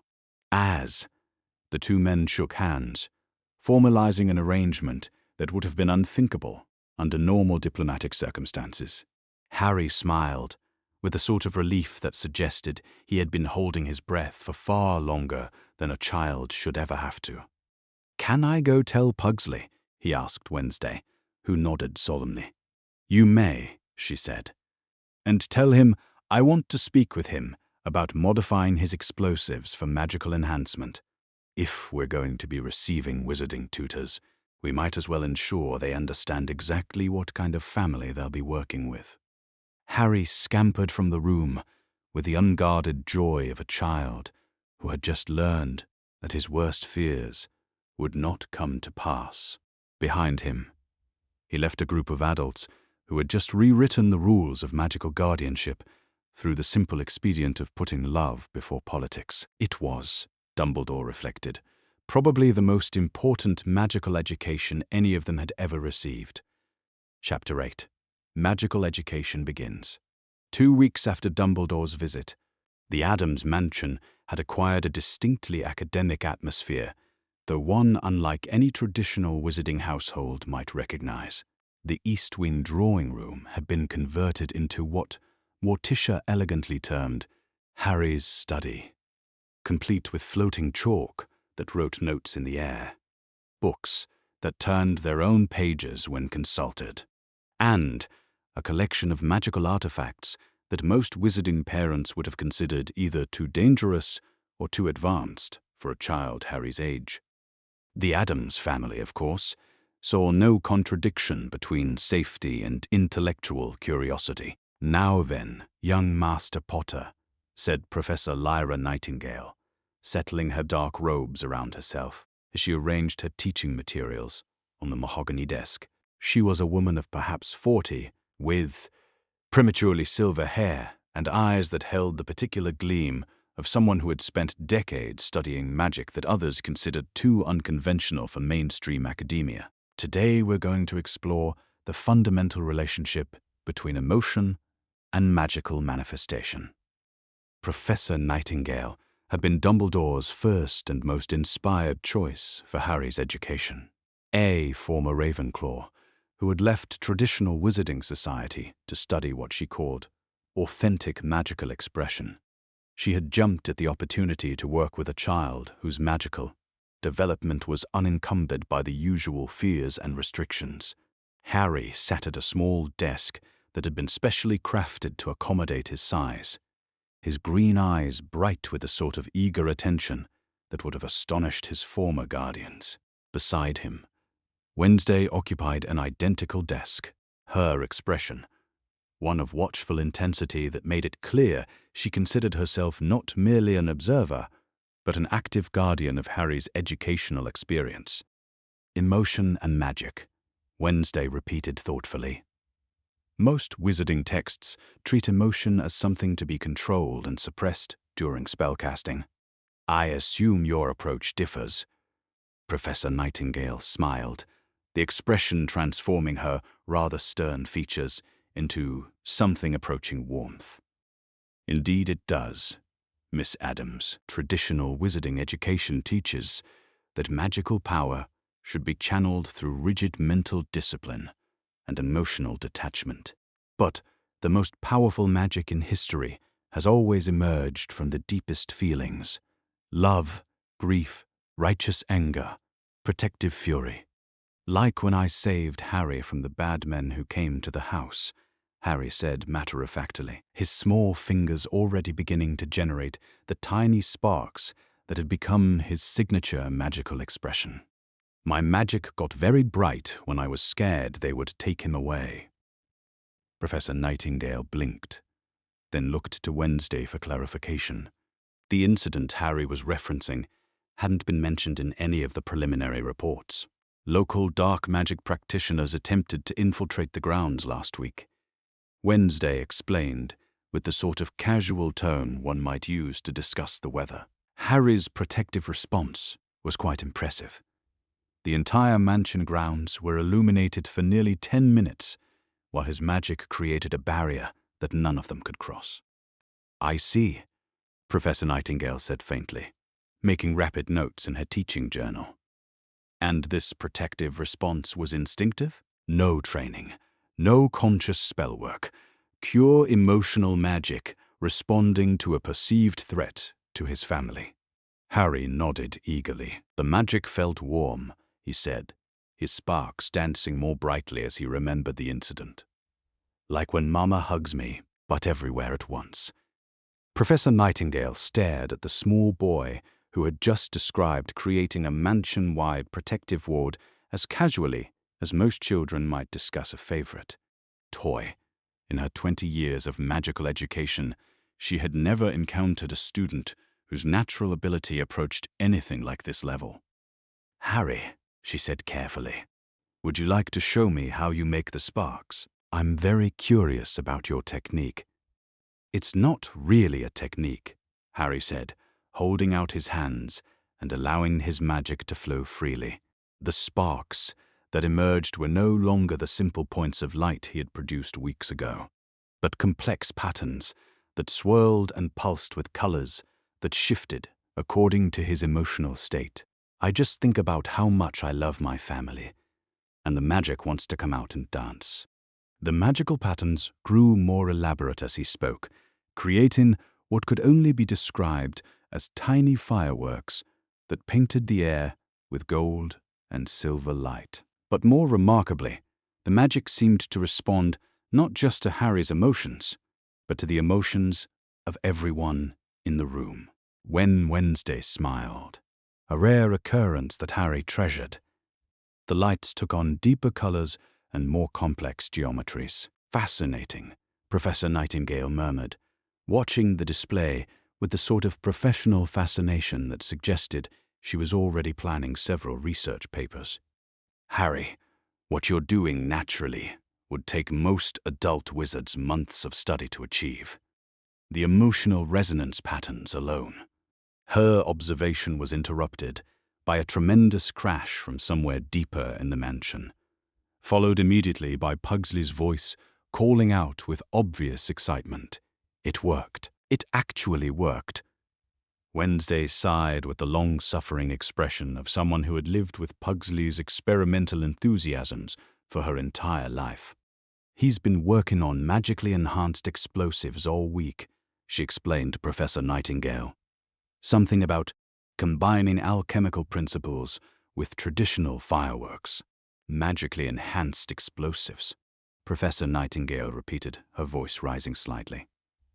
"Don't worry," Harry said cheerfully, his magical lights flickering with amusement. "Pugsley's very careful.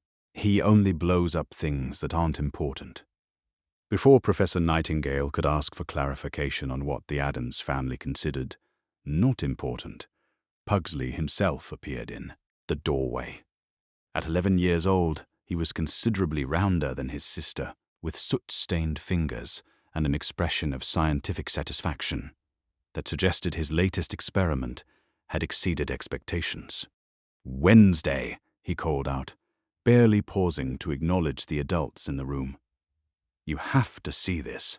I figured out how to make the magical compounds respond to emotional triggers, just like Harry's sparks. The colors change based on how excited the person casting the spell feels. Emotional trigger spells," Wednesday said, with obvious interest. "That could have interesting applications for defensive magic." "Or celebratory magic," Harry added, his lights brightening at the thought. "Like magical fireworks for birthdays."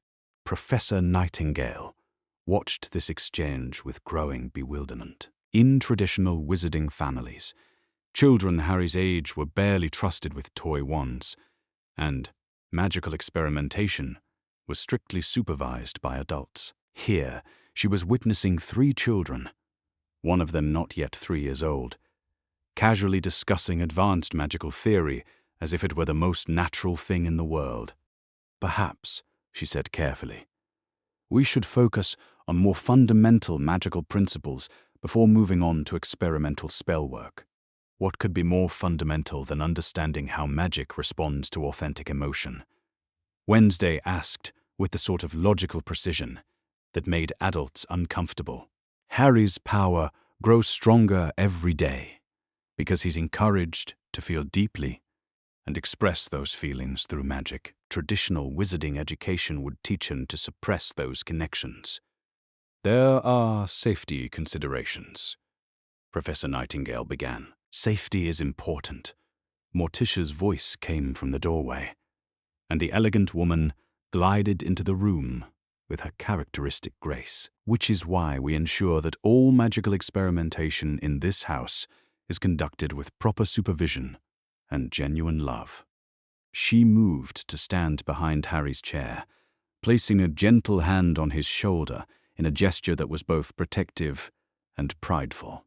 "Professor Nightingale, I hope you're finding Harry's natural abilities as remarkable as we suspected you would." "More than remarkable," Professor Nightingale admitted. "His power levels are extraordinary.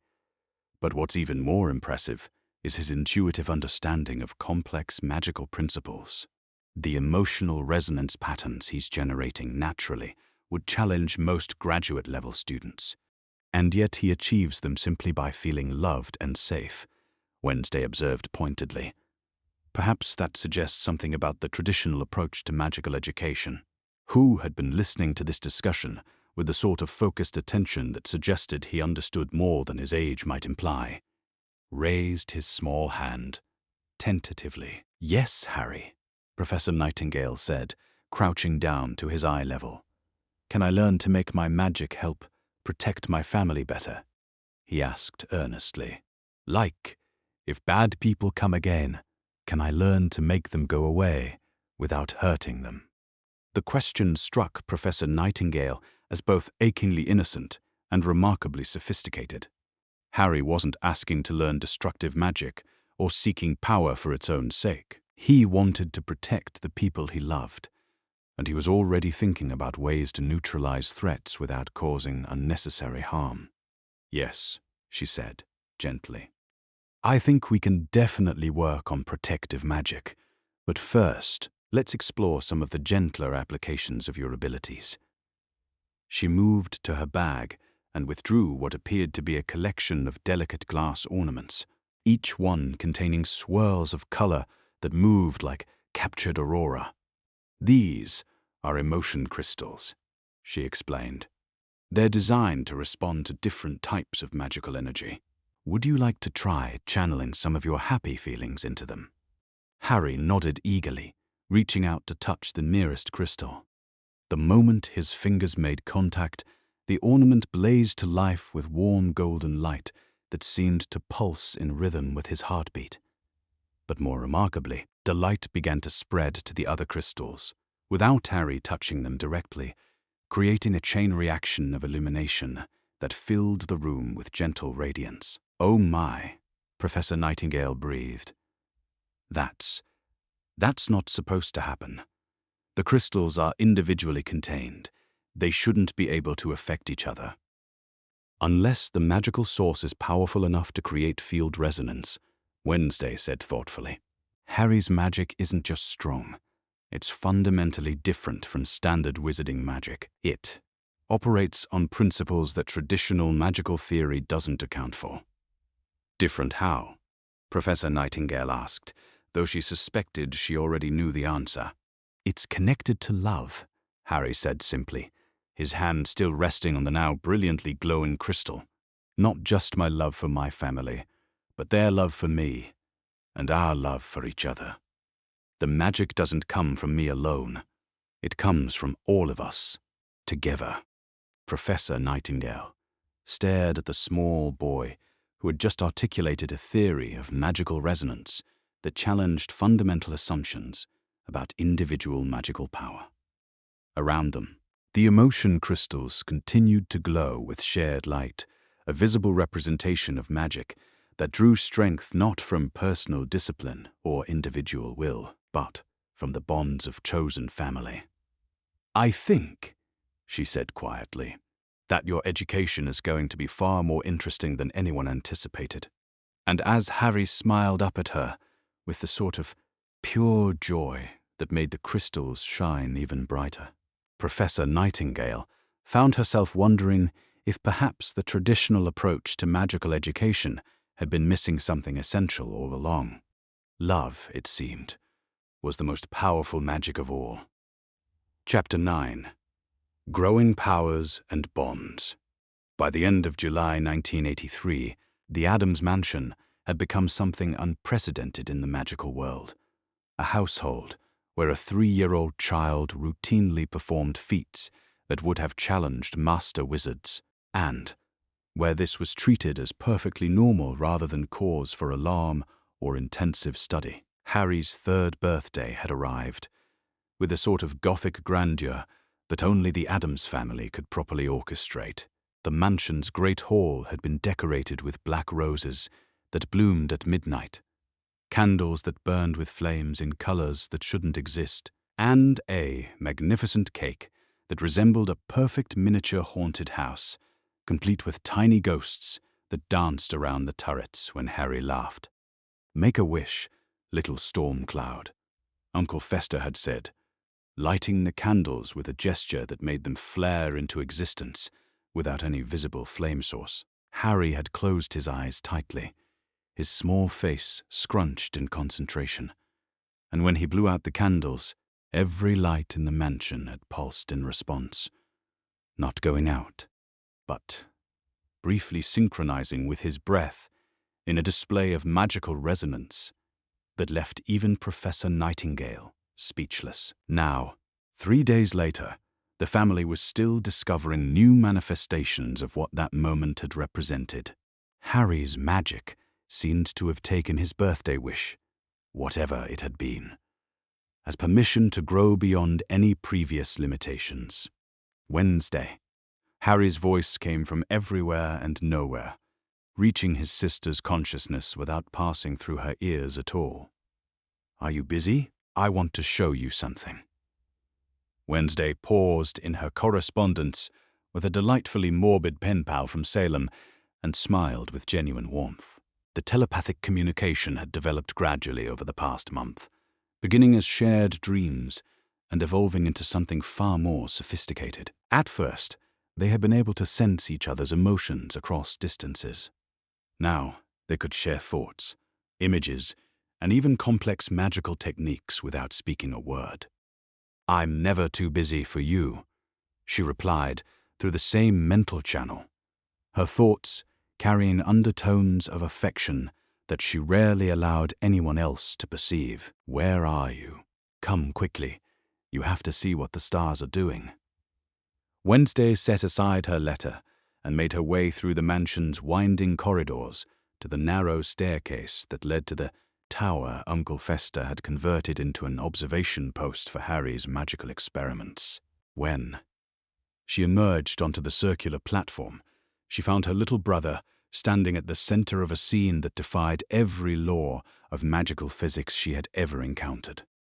Harry stood with his arms outstretched, his face turned upward toward the night sky, and above him, the very stars seemed to be responding to his presence. Not moving, that would have been impossible even for the most powerful wizards, but pulsing with synchronized light that created patterns across the heavens like a vast celestial symphony.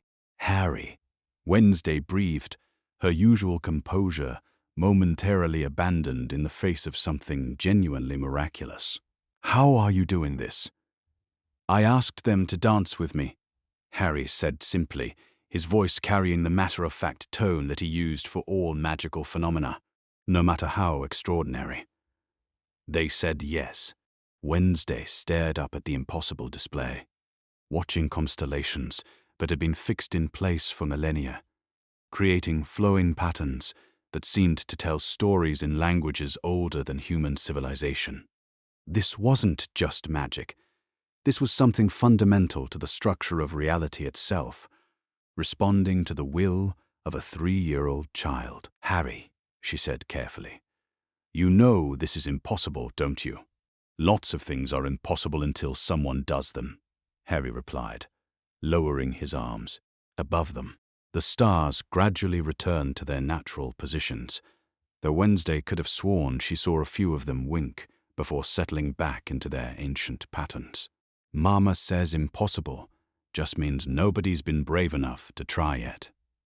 "She's right," Wednesday agreed, though her analytical mind was already working through the implications of what she had just witnessed. "But Harry, what you just did, I think you may be the first person in history to achieve true stellar resonance. The magical energy requirements alone should have been beyond any individual's capacity." "I didn't do it alone," Harry said, moving to sit on the edge of the tower's low wall, with the casual confidence of someone who had never learned that heights should inspire fear. "The stars wanted to dance. I just asked them nicely.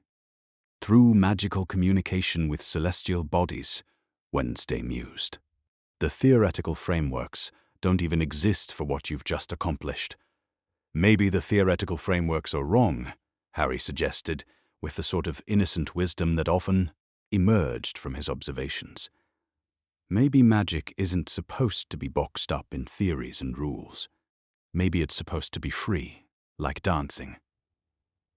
Wednesday joined him on the wall, and together they sat in comfortable silence, watching the now normal stars twinkle in the summer night. Below them, the mansion glowed with the warm lights of home, and Wednesday could sense the contentment radiating from every member of their family. "Are you happy, Harry?" she asked suddenly, the question emerging from a place of protective concern that she rarely allowed herself to voice. "Happier than I ever thought possible," Harry replied without hesitation. "Sometimes I have dreams about the old house, about being scared and hungry and hiding in small spaces. But then I wake up here, and you're nearby, and Mama comes to check on me, and I remember that nightmares can't hurt you when you're loved." "They can't," Wednesday agreed fiercely. "And anyone who tries to take you away from us will discover exactly how creative the Addams family can be when protecting our own." Harry leaned against her shoulder, a gesture of trust and affection that never failed to touch something deep in Wednesday's carefully guarded heart. "I know," he said. "I'm not scared of bad people anymore. If they come, we'll handle them together." Their moment of peaceful communion was interrupted by rapid footsteps on the tower stairs. And Professor Nightingale appeared, slightly out of breath and carrying what appeared to be several sheets of parchment covered in urgent handwriting. "I apologize for the intrusion," she said, pausing to catch her breath. "But we have a situation that requires immediate attention." "What kind of situation?" Wednesday asked, immediately shifting to the protective alertness that had become second nature when Harry's safety might be concerned. "I've been monitoring magical energy readings across the northeastern United States," Professor Nightingale explained, spreading her notes on a nearby table. "Harry's birthday celebration registered on instruments as far away as Boston and Washington.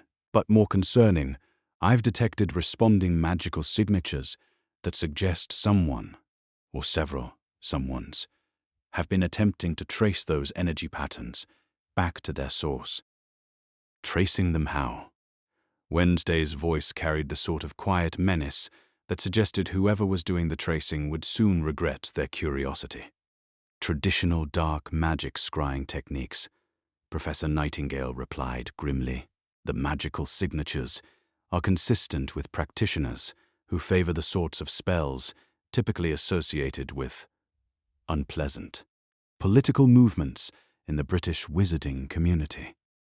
"Harry, who had been listening to this exchange with the sort of focused attention that suggested he understood more than his age might imply, slipped down from the wall and moved to examine Professor Nightingale's notes.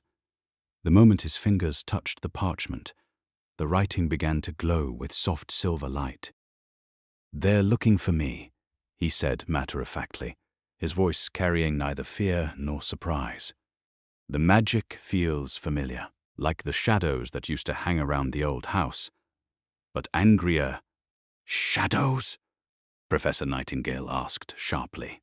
"Harry, what do you mean by shadows?" "Dark magic that thinks it's hiding," Harry explained, his small hand still resting on the glowing parchment. "It was always around Privet Drive, watching and waiting. I think it was looking for something, but it couldn't find me while I was sad and scared all the time. But now that your power has grown," Professor Nightingale trailed off, the implications clear. "Now they can see me," Harry finished. "Like a lighthouse in the dark. But that's okay," he added, his voice taking on a tone of quiet confidence that was remarkable in someone his age. "Let them come. They'll find out that I'm not alone anymore." As if summoned by his words, the rest of the family began arriving at the tower. First, Morticia and Gomez, moving with the fluid grace of people who had sensed disturbance in their household's magical equilibrium, followed by Pugsley, carrying what appeared to be an armload of his latest experimental devices, and finally, Uncle Fester, whose usually jovial expression had taken on the sort of dangerous gleam that suggested he was already planning creative responses to potential threats. "So," Gomez said, surveying the gathered family and the scattered magical monitoring equipment, "it appears our little storm cloud has attracted some unwanted attention." "Nothing we can't handle," Morticia replied with serene confidence, "though I suspect we should begin preparing more proactive, defensive measures." "Can I help?" Harry asked eagerly, his magic sparking around his fingers in patterns that suggested excitement rather than fear. "I've been practicing new things. I bet I could make the bad people very sorry they bothered us." "Oh, you'll definitely help," Wednesday assured him, her dark eyes gleaming with anticipation. "In fact, I think it's time we showed the world exactly what happens when someone threatens an Addams. Above them, as if responding to the family's collective determination, a few stars pulsed brighter than the others. Not enough to attract casual notice, but sufficient to suggest that even the heavens themselves were preparing to take sides in the conflict to come. After all, anyone foolish enough to threaten a child who could make stars dance was about to discover that the universe itself had a sense of family loyalty. And the universe, much like the Addams family, did not take kindly to those who hurt children. Chapter 10. Dark Magic and Darker Intentions. The first sign of intrusion came at precisely 3 minutes past midnight, when the ancient oak trees that surrounded the Addams mansion began to whisper warnings in languages older than human civilization. Wednesday, who had been reading a particularly engaging treatise on medieval torture techniques in her bedroom, felt the change in the house's atmospheric pressure like a physical weight settling over her consciousness. She set aside her book with deliberate care and moved to her window, her bare feet making no sound on the cold wooden floor. Outside, the mansion grounds stretched away into darkness that seemed somehow thicker than usual, as if shadows had begun to gather with malicious intent. "Interesting," Wednesday murmured to herself, her dark eyes scanning the tree line with a sort of predatory focus that suggested she was not merely observing a potential threat, but actively looking forward to what might emerge from it. Through the telepathic connection she shared with Harry, she felt her little brother stirring in his sleep, his subconscious mind already responding to the magical disturbance that was creeping across their territory like fog. His dreams, which had been peaceful moments before, were now touched with unease that spoke of survival instincts far older than his 3 years of life. "Family meeting," Wednesday said quietly, her voice carrying through the mansion's corridors with the sort of supernatural resonance that all Addams family members possessed when circumstances required it. "We have uninvited guests." The response was immediate and gratifying. Footsteps echoed through the halls as the family converged on the main sitting room, each member bringing their own particular talents to bear on the developing situation. Morticia appeared first, moving with the fluid grace that never abandoned her even in moments of crisis.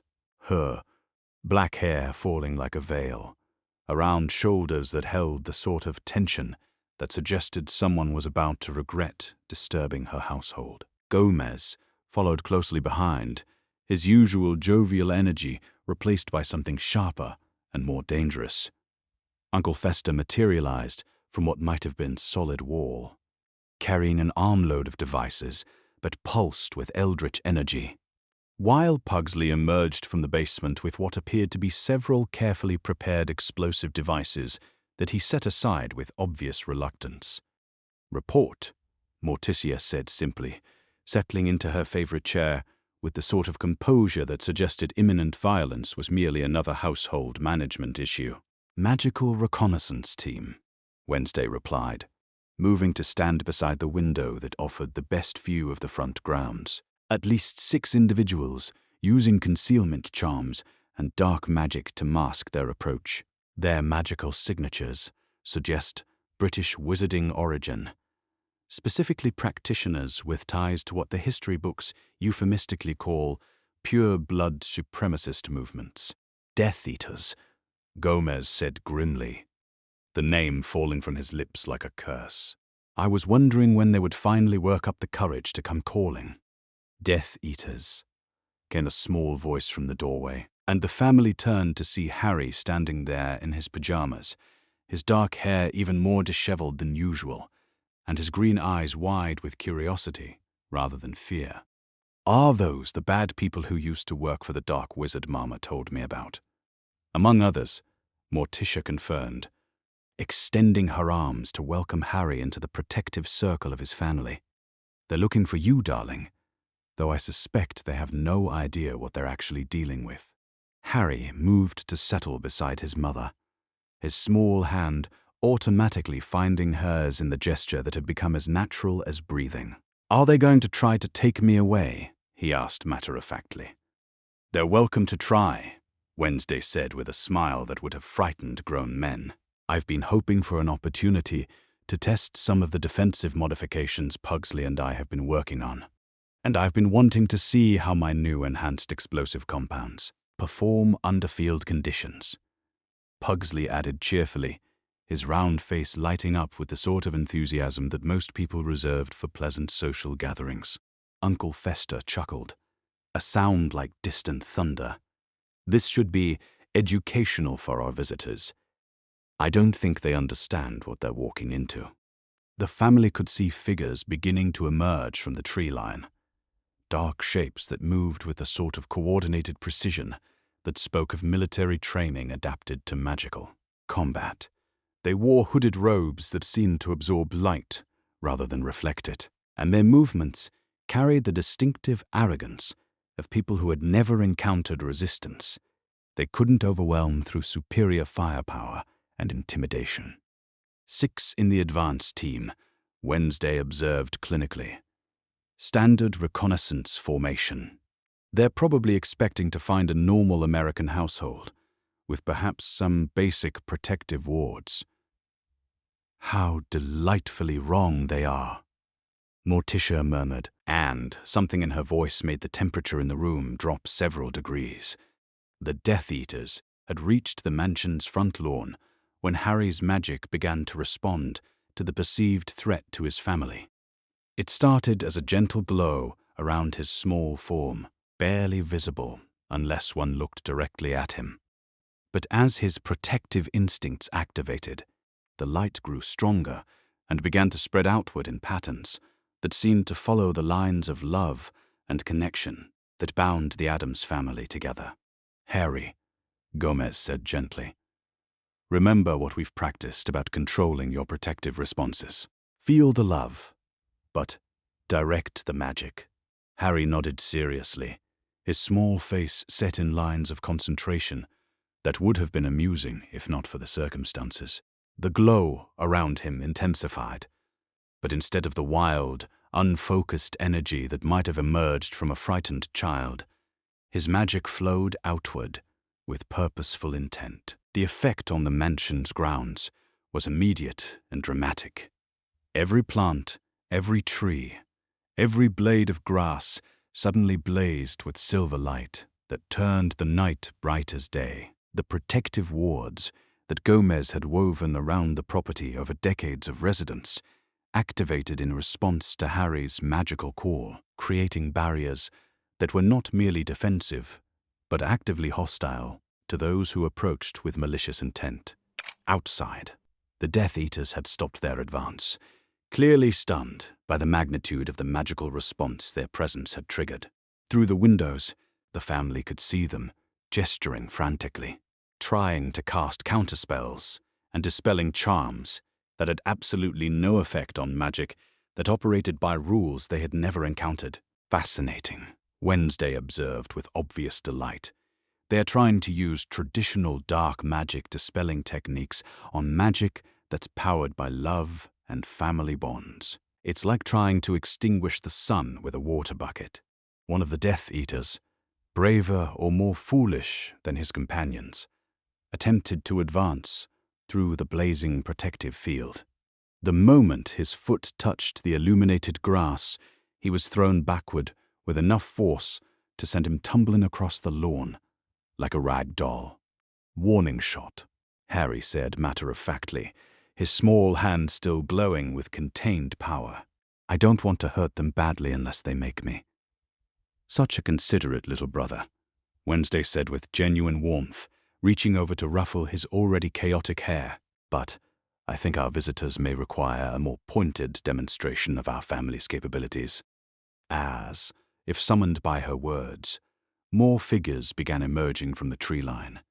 These newcomers moved with the sort of authority that suggested leadership. And at their head walked a tall man whose bearing spoke of aristocratic arrogance and absolute certainty in his own superiority. "Lucius Malfoy," Morticia said quietly, recognition coloring her voice. "I should have expected as much. He always did have more ambition than sense." Lucius Malfoy strode across the illuminated lawn as if the magical barriers were merely decorative, his platinum hair gleaming in Harry's protective light, and his face set in the sort of sneer that suggested he viewed the entire situation as beneath his notice. Behind him came a dozen more Death Eaters, all moving with the coordinated precision of people who had worked together before. "Addams," Lucius called out, his voice carrying the sort of amplification charm that suggested he was accustomed to making grand pronouncements. "We have come for the Potter boy. Surrender him to us, and no harm will come to your unusual household." Morticia rose from her chair with the fluid grace of a predator preparing to strike. "Mr. Malfoy," she replied, her voice carrying easily across the distance without any magical enhancement. "How presumptuous of you to assume we would negotiate with kidnappers, particularly kidnappers foolish enough to threaten our family." "The boy doesn't belong to you," Lucius snarled, his facade of civilized discourse beginning to slip. "He is the last of the Potter line, heir to one of the oldest pureblood families in Britain. His place is with wizards who understand his significance, not with whatever you people are supposed to be." "What we are," Gomez said, stepping up beside his wife, "is a family that protects its own. And Harry is ours, Mr. Malfoy, in every way that matters." "We'll see about that," Lucius replied, raising his wand and beginning to cast what appeared to be a powerful cutting curse aimed directly at the mansion's front windows. He never, completed the spell, the moment his magical aggression was directed toward the house, toward Harry's family. The boy's protective magic exploded outward with a force that shook the very foundations of magical theory. The silver light that had been bathing the grounds intensified into something approaching the brightness of a star going supernova. And every Death Eater on the lawn was suddenly enveloped in magical barriers that held them as motionless as insects trapped in amber. But, more than that, Harry's magic began to actively respond to the emotional resonance of each intruder.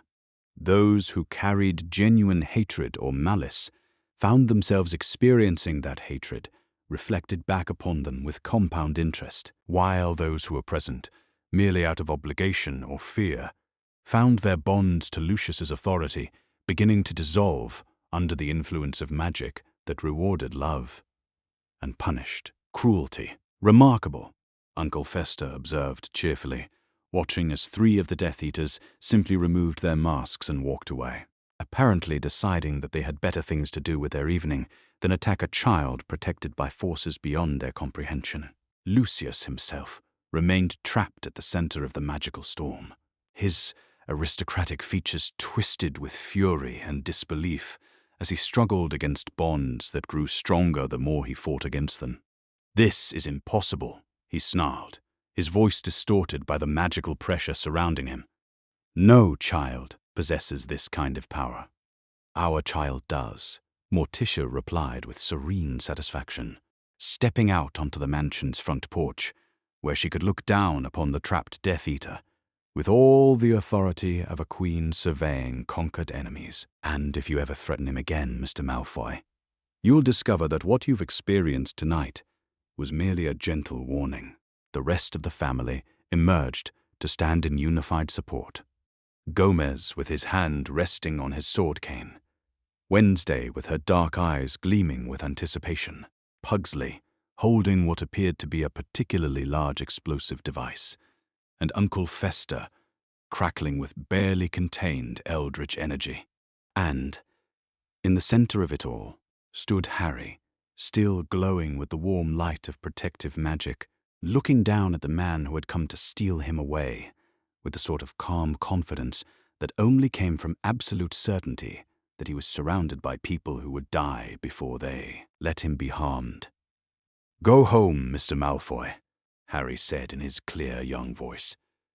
And despite his age, his words carried the sort of authority that made grown men take notice.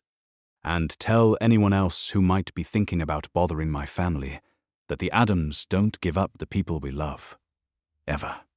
The magical barriers holding the Death Eaters dissolved as suddenly as they had appeared, leaving the defeated attackers free to retreat with whatever dignity they could salvage from the evening's catastrophic failure. Lucius Malfoy stumbled as the magical pressure released him, his pale face flushed with humiliation and barely contained rage. For a moment, it seemed as though he might try to continue the attack despite the obvious futility of such an action. Then, his gaze met Morticia's, and whatever he saw in those dark eyes convinced him that discretion was indeed the better part of valor. "This isn't over," he said, his voice carrying the sort of hollow threat that defeated bullies always resort to when their victims prove stronger than expected. "Oh, but it is," Wednesday replied with a smile that promised unpleasant consequences for anyone foolish enough to test the family's resolve again. "Unless you'd like to discover what happens when we decide to stop being polite," as the Death Eaters retreated into the darkness from which they had emerged. Harry's protective light gradually dimmed to its normal gentle glow. The family stood together on their front porch, watching their enemies disappear into the night, and each of them felt the deep satisfaction that came from successfully defending what mattered most. "Well," Gomez said cheerfully, "that was invigorating. Shall we go have some hot chocolate before bed?" And as they turned to go back inside, Harry slipped his small hand into Wednesday's, and through their shared connection, she felt his absolute certainty that no force on earth could ever separate him from the people who loved him, exactly as he was. After all, he was an Addams now, and Addams' family members protected each other, no matter what. Chapter 11. The Final Confrontation. The resurrection ritual began at dawn, 3 days after Lucius Malfoy's humiliating defeat, in the ruins of a mansion that had once belonged to one of Britain's most ancient, dark magic families. The surviving Death Eaters had gathered in a circle around a cauldron that bubbled with substances that should not exist in the natural world, their voices joining in chants that made reality itself shiver with unease. At the center of it all, a figure that was less than shadow, but more than memory began to coalesce. Not the full return that Tom Riddle had once commanded, but something desperate and hungry that fed on the magical resonance that Harry Potter's power had been broadcasting across 2 continents. The boy's magical signature hissed the thing that had once been Voldemort, its voice like wind through a graveyard. Use it, anchor the ritual to his power. If I cannot have his allegiance, I will have his strength. The resurrection was a pale shadow of what the Dark Lord had once been. Unstable, temporary, sustained only by the stolen magical energy that his followers had managed to siphon from Harry's protective displays. But it was enough. Enough for one final attempt to claim what he believed was rightfully his. Master. One of the surviving Death Eaters said uncertainly, "The boy is protected by forces we don't understand. Malfoy's assault failed completely. Perhaps we should." Malfoy, Voldemort spat, was a fool who understood nothing of true power. I will not be defeated by American eccentrics and a child's party tricks. But even as he spoke, something deep in his reconstructed consciousness whispered that this was not entirely true. The magical resonance coming from the Addams mansion spoke of power structures that predated the wizarding world's understanding of magic itself. Ancient, primal forces that operated by rules he had never encountered. No matter. He was Lord Voldemort. He had transcended death itself. However, temporarily. What could possibly stand against him? Back at the Addams mansion, Harry woke from troubling dreams, with his magic crackling around him like visible lightning. Wednesday, who had been keeping vigil in the chair beside his bed ever since the Death Eater attack, was immediately alert. "What is it?" she asked, moving to place a comforting hand on his small shoulder. "Something's coming," Harry said, his young face set in lines of grim determination that belonged on someone far older. Something that feels like all the shadows from Privet Drive put together, but angrier, much angrier. Wednesday felt the echo of what Harry was sensing, a presence so saturated with malice and hunger that it seemed to exist in opposition to everything good in the world. This was not merely another group of Death Eaters. This was something fundamental to the structure of evil itself. "The Dark Wizard," she said, understanding flooding through her consciousness. "He's found a way back." Not all the way back, Harry corrected with the sort of precision that came from intimate familiarity with magical theory. "It feels thin, like he's holding himself together through will and stolen power. But yes, it's him." Wednesday's dark eyes gleamed with something that was equal parts anticipation and protectiveness. "Then we'll destroy him properly this time. Are you ready, little brother?" Harry sat up in bed, his magic beginning to respond to his emotional state with a sort of controlled intensity that would have impressed master wizards. "I'm ready. But Wednesday, this time we fight together, really together." The family convened in the main hall as the sun reached its zenith, each member bringing their particular talents to bear on what they all understood would be the ultimate test of their unity and strength. Morticia appeared in a dress that seemed to be cut from midnight itself, while Gomez carried both his sword and several magical implements that pulsed with eldritch energy. Uncle Fester had armed himself with devices that seemed to exist in defiance of several laws of physics, and Pugsley clutched what appeared to be his masterwork, an explosive compound that he claimed would make the 4th of July look like a gentle sneeze. But it was the sight of Harry and Wednesday standing side by side that would have given pause to anyone who understood what they were witnessing. The 3-year-old boy and his 9-year-old sister had developed a magical resonance that allowed them to share not just thoughts and emotions, but actual magical power. When they fought together, they fought as a single entity with the combined knowledge and abilities of both. "They're coming," Gomez announced, his supernatural senses detecting the approaching threat before it became visible. A dozen Death Eaters, and something else. Something that shouldn't exist. "Voldemort," Wednesday said simply, testing the name on her tongue like she was examining a particularly interesting poison. "He's managed a temporary resurrection." "Fascinating. I've read about the theoretical frameworks for such rituals, but I never expected to see one in practice." "Can we kill him again?" Harry asked, with the sort of matter-of-fact curiosity that suggested he was asking about weekend plans rather than cosmic battle strategy. "Oh, absolutely," Morticia assured him with maternal confidence, "though I suspect this time we'll need to be more thorough about ensuring he stays dead." The attack began as shadows lengthened across the mansion grounds, not the gentle shadows of evening, but unnatural darkness that seemed to seep from the very air itself. The Death Eaters emerged from the supernatural gloom, like figures from a nightmare, their movements coordinated with military precision, and their magic crackling with the sort of desperation that made them far more dangerous than they had been during their previous assault.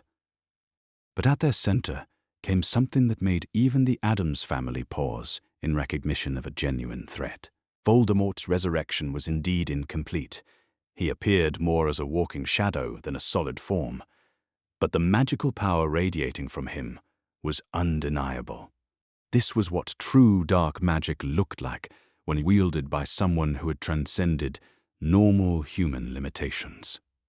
"Tom Riddle," Morticia said, with the sort of polite acknowledgement one might offer a particularly venomous snake. "How unpleasant to see you again." "You know me," Voldemort replied, his voice carrying across the distance with supernatural resonance. "Interesting. Few remember the boy I once was." "We remember all the lost children," Gomez said grimly, "especially the ones who chose to become monsters. You could have been extraordinary, Tom. Instead, you became merely terrible." "Spare me your philosophical platitudes," Voldemort snarled, raising what appeared to be a wand, carved from bone and shadow. "I have come for the Potter boy. Surrender him to me, and I will grant you swift deaths." "Counter-offer," Wednesday said cheerfully, stepping forward with Harry at her side. "You leave our property immediately, and will grant you the privilege of dying only once today." Voldemort's response was a curse of such malevolent power that it should have reduced the front of the mansion to rubble. Instead, it struck a barrier of silver light that blazed into existence around Harry and Wednesday, and the deadly magic simply disappeared, absorbed into the protective field as if it had never existed. "Impossible," Voldemort breathed, his reconstructed features twisted with disbelief. "Nothing's impossible," Harry said calmly, his small hand finding Wednesday's as their combined magic began to build towards something that made the very air sing with power. "You just have to love someone enough to make it possible." The battle that followed defied every assumption about magical combat that had ever been written in textbooks. Instead of the formal dueling structure that characterized most wizarding conflicts, the Addams family fought as a coordinated supernatural organism, each member's abilities complementing and amplifying the others. Morticia moved through the attacking Death Eaters like death personified, her very presence causing their dark magic to turn back upon itself.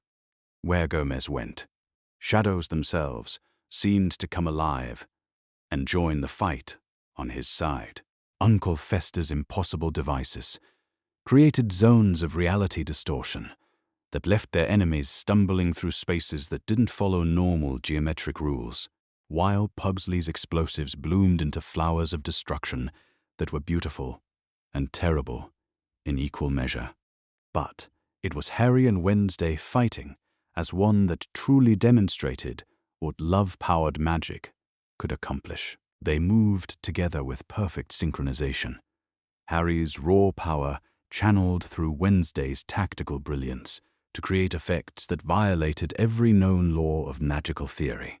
Where traditional magic required precise wand movements and carefully pronounced incantations, their magic flowed like music made visible, responding to intent and emotion, rather than rigid formulae. "You cannot defeat death," Voldemort screamed, pouring more power into his attacks as his desperation grew. "I have transcended mortal limitations. I am beyond your petty human concepts of love and family." "Are you?" Wednesday asked with genuine curiosity, even as she and Harry combined their magic to create what appeared to be a miniature star that hung between them, blazing with light that made Voldemort's shadows seem pale and insubstantial. "Because from where I stand, you look like a sad little boy who never learned that being feared isn't the same as being powerful." "I'll show you power," Voldemort snarled, and began to cast what was unmistakably a killing curse, not aimed at Harry, but at Wednesday herself. It was the greatest mistake of his resurrection. The moment Voldemort's deadly magic targeted Harry's beloved sister, the boy's protective instincts exploded outward with a force that shook the foundations of magical reality itself. This wasn't the gentle, defensive magic he had displayed against the Death Eaters, but something primal and absolute, the universe itself responding to protect a child who embodied everything good about love and family. The green light of the killing curse struck Harry's protective barrier and simply ceased to exist, not deflected or absorbed, but actually negated at the most fundamental level. And then Harry's magic reached out towards Voldemort himself with the inexorable force of absolute moral authority. "No," Harry said quietly, and his voice carried the sort of finality that suggested the conversation was over. "You don't get to hurt my family. Not ever again." The light that erupted from the joined hands of Harry and Wednesday was not the harsh, destructive brilliance that characterized most magical combat, but something warm and golden that spoke of summer afternoons and bedtime stories, and the absolute certainty of being loved without condition. It flowed toward Voldemort like a gentle tide, and everywhere it touched, his stolen magical power simply let go. "This is impossible," Voldemort gasped, his temporary form beginning to dissolve as the magical energy sustaining his resurrection was overwhelmed by forces that operated according to principles he had never understood. Power comes from fear, from domination, from the willingness to do what others cannot. "No," Wednesday said, with the sort of patient correction one might offer a particularly slow student. "Power comes from having something worth protecting. And we, Mr. Riddle, have each other." As Voldemort's resurrection finally collapsed under the weight of love made manifest, his final scream of rage and disbelief echoed across the grounds before fading into the sort of silence that suggested something fundamental to the cosmic order had been restored to its proper balance. The remaining Death Eaters, robbed of their master and faced with magic they could neither understand nor counter, simply left. Some apparated away in obvious panic, while others walked away with the confused expressions of people waking from nightmares They couldn't quite remember. And in the golden light of late afternoon, the Addams family stood together on their front lawn, victorious not through superior firepower or clever strategy, but through the simple, revolutionary act of choosing love over fear, family over power, and connection over conquest. "Is it over?" Harry asked, his small voice carrying just a hint of the exhaustion that came from channeling more magical power than most wizards used in a lifetime. "It's over," Wednesday assured him, wrapping her arms around her little brother in a gesture of protection and affection that was becoming as natural as breathing. "He's gone, and he's not coming back. We made sure of that." And as they walked back toward the mansion where hot chocolate and probably several explosions awaited them, Harry Potter felt the deep contentment that came from absolute certainty that he was exactly where he belonged, with exactly the family he had been meant to have all along. After all, love really was the most powerful magic of all. Chapter 12. Family Forever. 3 weeks after the defeat of Lord Voldemort, the Addams mansion had settled into what could only be described as blissfully normal chaos. The supernatural scorch marks on the front lawn had been transformed by Morticia into a rather striking garden feature that made visiting ministry officials deeply uncomfortable, while the lingering magical resonance from Harry's protective displays had given the entire property a permanent aura of warmth and safety that made even the most nervous bureaucrats feel oddly at ease. On this particular morning, Harry sat in the breakfast room with Wednesday, both children absorbed in their respective projects. Harry was practicing his letter formation under Professor Nightingale's patient guidance.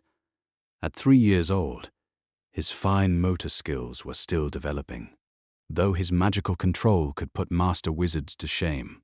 Wednesday, meanwhile, was composing what appeared to be a detailed analysis of Voldemort's resurrection ritual, complete, with diagrams and notes on how such magical failures could be prevented in the future. The theoretical framework was fundamentally flawed, she was explaining to Harry, who listened with the sort of focused attention that most children reserved for fairy tales. He attempted to anchor a consciousness restoration spell using stolen magical resonance rather than genuine emotional connection. It was doomed to failure from the beginning. "Like building a house on sand?" Harry asked, carefully forming the letter H, with his tongue poking out slightly in concentration. "Exactly like that," Wednesday confirmed with obvious pride in her little brother's grasp of complex magical theory. Love-based magic creates stable foundations because it draws power from connections that grow stronger over time. Fear-based magic eventually consumes itself because fear always diminishes with exposure. Professor Nightingale looked up from her own notes. She had been documenting the family's unique approach to magical education for what she suspected would become a revolutionary paper on emotional resonance theory, and smiled at the casual way the children discussed concepts that challenged centuries of established magical doctrine. "Harry," she said gently, "would you like to show me what you've learned about protective barriers this week?" Harry nodded eagerly, setting aside his writing practice to hold out his small hands. The magic that flowed from his fingers was no longer the wild, uncontrolled energy of a frightened child, but something deliberate and beautiful. Silver light that formed complex geometric patterns in the air, each one more intricate than most adult wizards could manage with years of study. But more than the technical skill was the emotional resonance behind the magic. Harry's protective spells didn't just create barriers, they created spaces where fear couldn't exist, where love was amplified, and where anyone who meant no harm would feel welcomed and safe. It was magic that operated according to principles that traditional wizarding education had forgotten, if it had ever known them at all.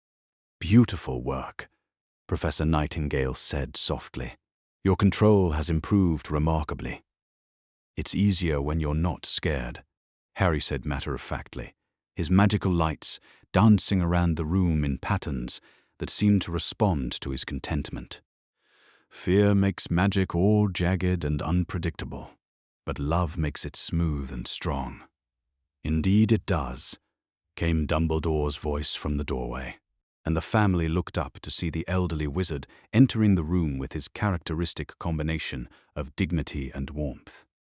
In the weeks since Voldemort's defeat, he had become something of a regular visitor, drawn partly by professional fascination with Harry's unique development, and partly by genuine affection for the family that had accomplished what all his careful planning could not. "Professor Dumbledore," Harry said brightly, his magical lights brightening in response to his pleasure at seeing a friend. "Did you bring more of those lemon drops? Wednesday says they're probably enchanted, but I like them anyway." "I did indeed," Dumbledore replied with a twinkle in his eyes, producing a small bag of the candies from his robes. "And Miss Wednesday is quite correct. They are mildly enchanted, with happiness primarily, and a touch of courage for those who need it." "Emotion-based confectionery magic," Wednesday observed with obvious interest. "How delightfully practical. I'll have to experiment with similar applications." Morticia glided into the room, carrying what appeared to be an official document sealed with several impressive magical stamps. "Albus," she said warmly. "Perfect timing. The final adoption papers have arrived from the International Confederation of Wizards." She handed the document to Dumbledore, who examined it with obvious satisfaction. "All in order," he confirmed. "Harry James Potter Addams is now officially recognized by every magical government in the world as a full member of the Addams family, with all the rights and protections that entails." "Potter Addams?" Harry asked, trying out the sound of his new hyphenated surname. "If you like it," Morticia said gently. "We wanted you to keep your birth parents' name, as well as taking ours. You belong to both families now, the one that gave you life and the one that chose to love you." Harry considered this gravely, then nodded with the sort of decisive certainty that suggested he understood exactly what was being offered. "I like it," he said. "Harry James Potter Addams. It sounds complete." "It is complete," Wednesday said firmly, "just like our family is now complete." Gomez appeared in the doorway, practically vibrating with excitement. "Magnificent news," he announced. "I've just received word from our contacts in South America. They've discovered an entire lost civilization that appears to have practiced love-based magic extensively. They're inviting Harry to visit as soon as he's old enough to travel safely." "How old is old enough?" Harry asked immediately, his eyes lighting up with a sort of adventure-seeking gleam that Wednesday recognized as distinctly Addams in nature.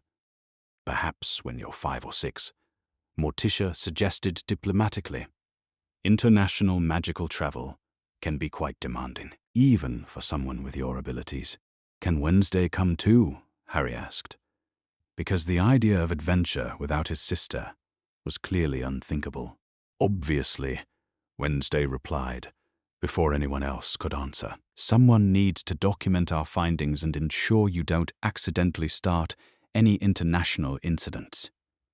"I would never accidentally start an international incident," Harry protested, with obvious indignation.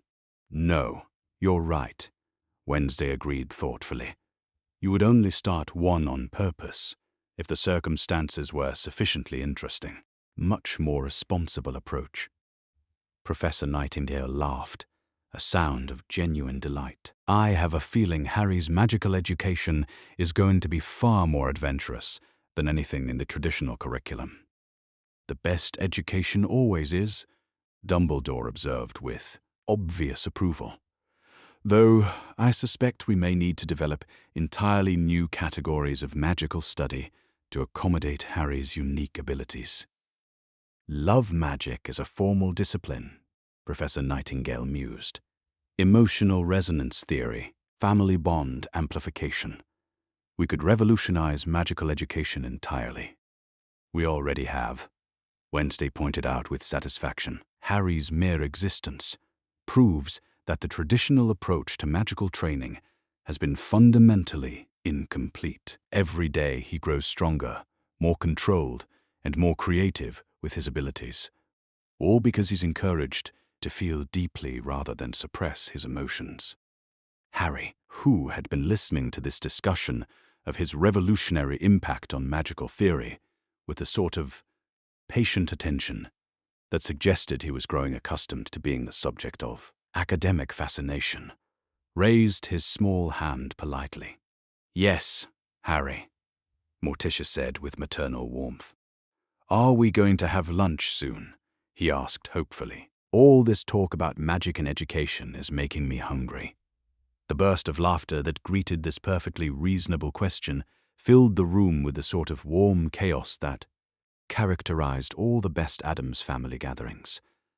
As the adults moved toward the dining room, still discussing the implications of emotion-based magical theory and the necessity of rewriting several centuries of academic doctrine, Harry slipped his hand into Wednesday's and felt the familiar warm glow of absolute belonging.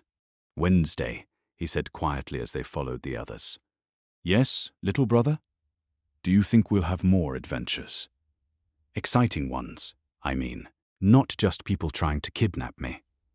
"Oh, absolutely," Wednesday assured him with the sort of confident certainty that suggested she was already planning several elaborate schemes.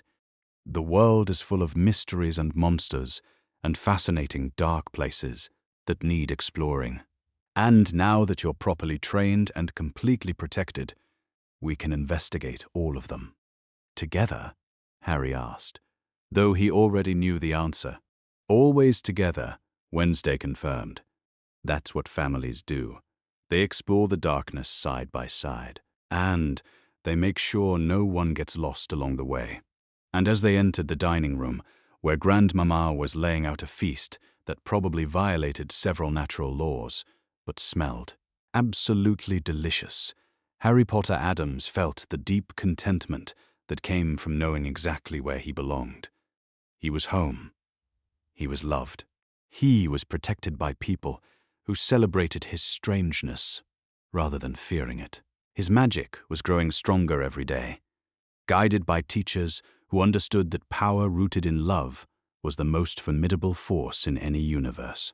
And ahead of him stretched a future full of adventures, discoveries, and the endless possibility that came from being part of a family that believed impossible things were just Wednesday's to-do list waiting to be completed.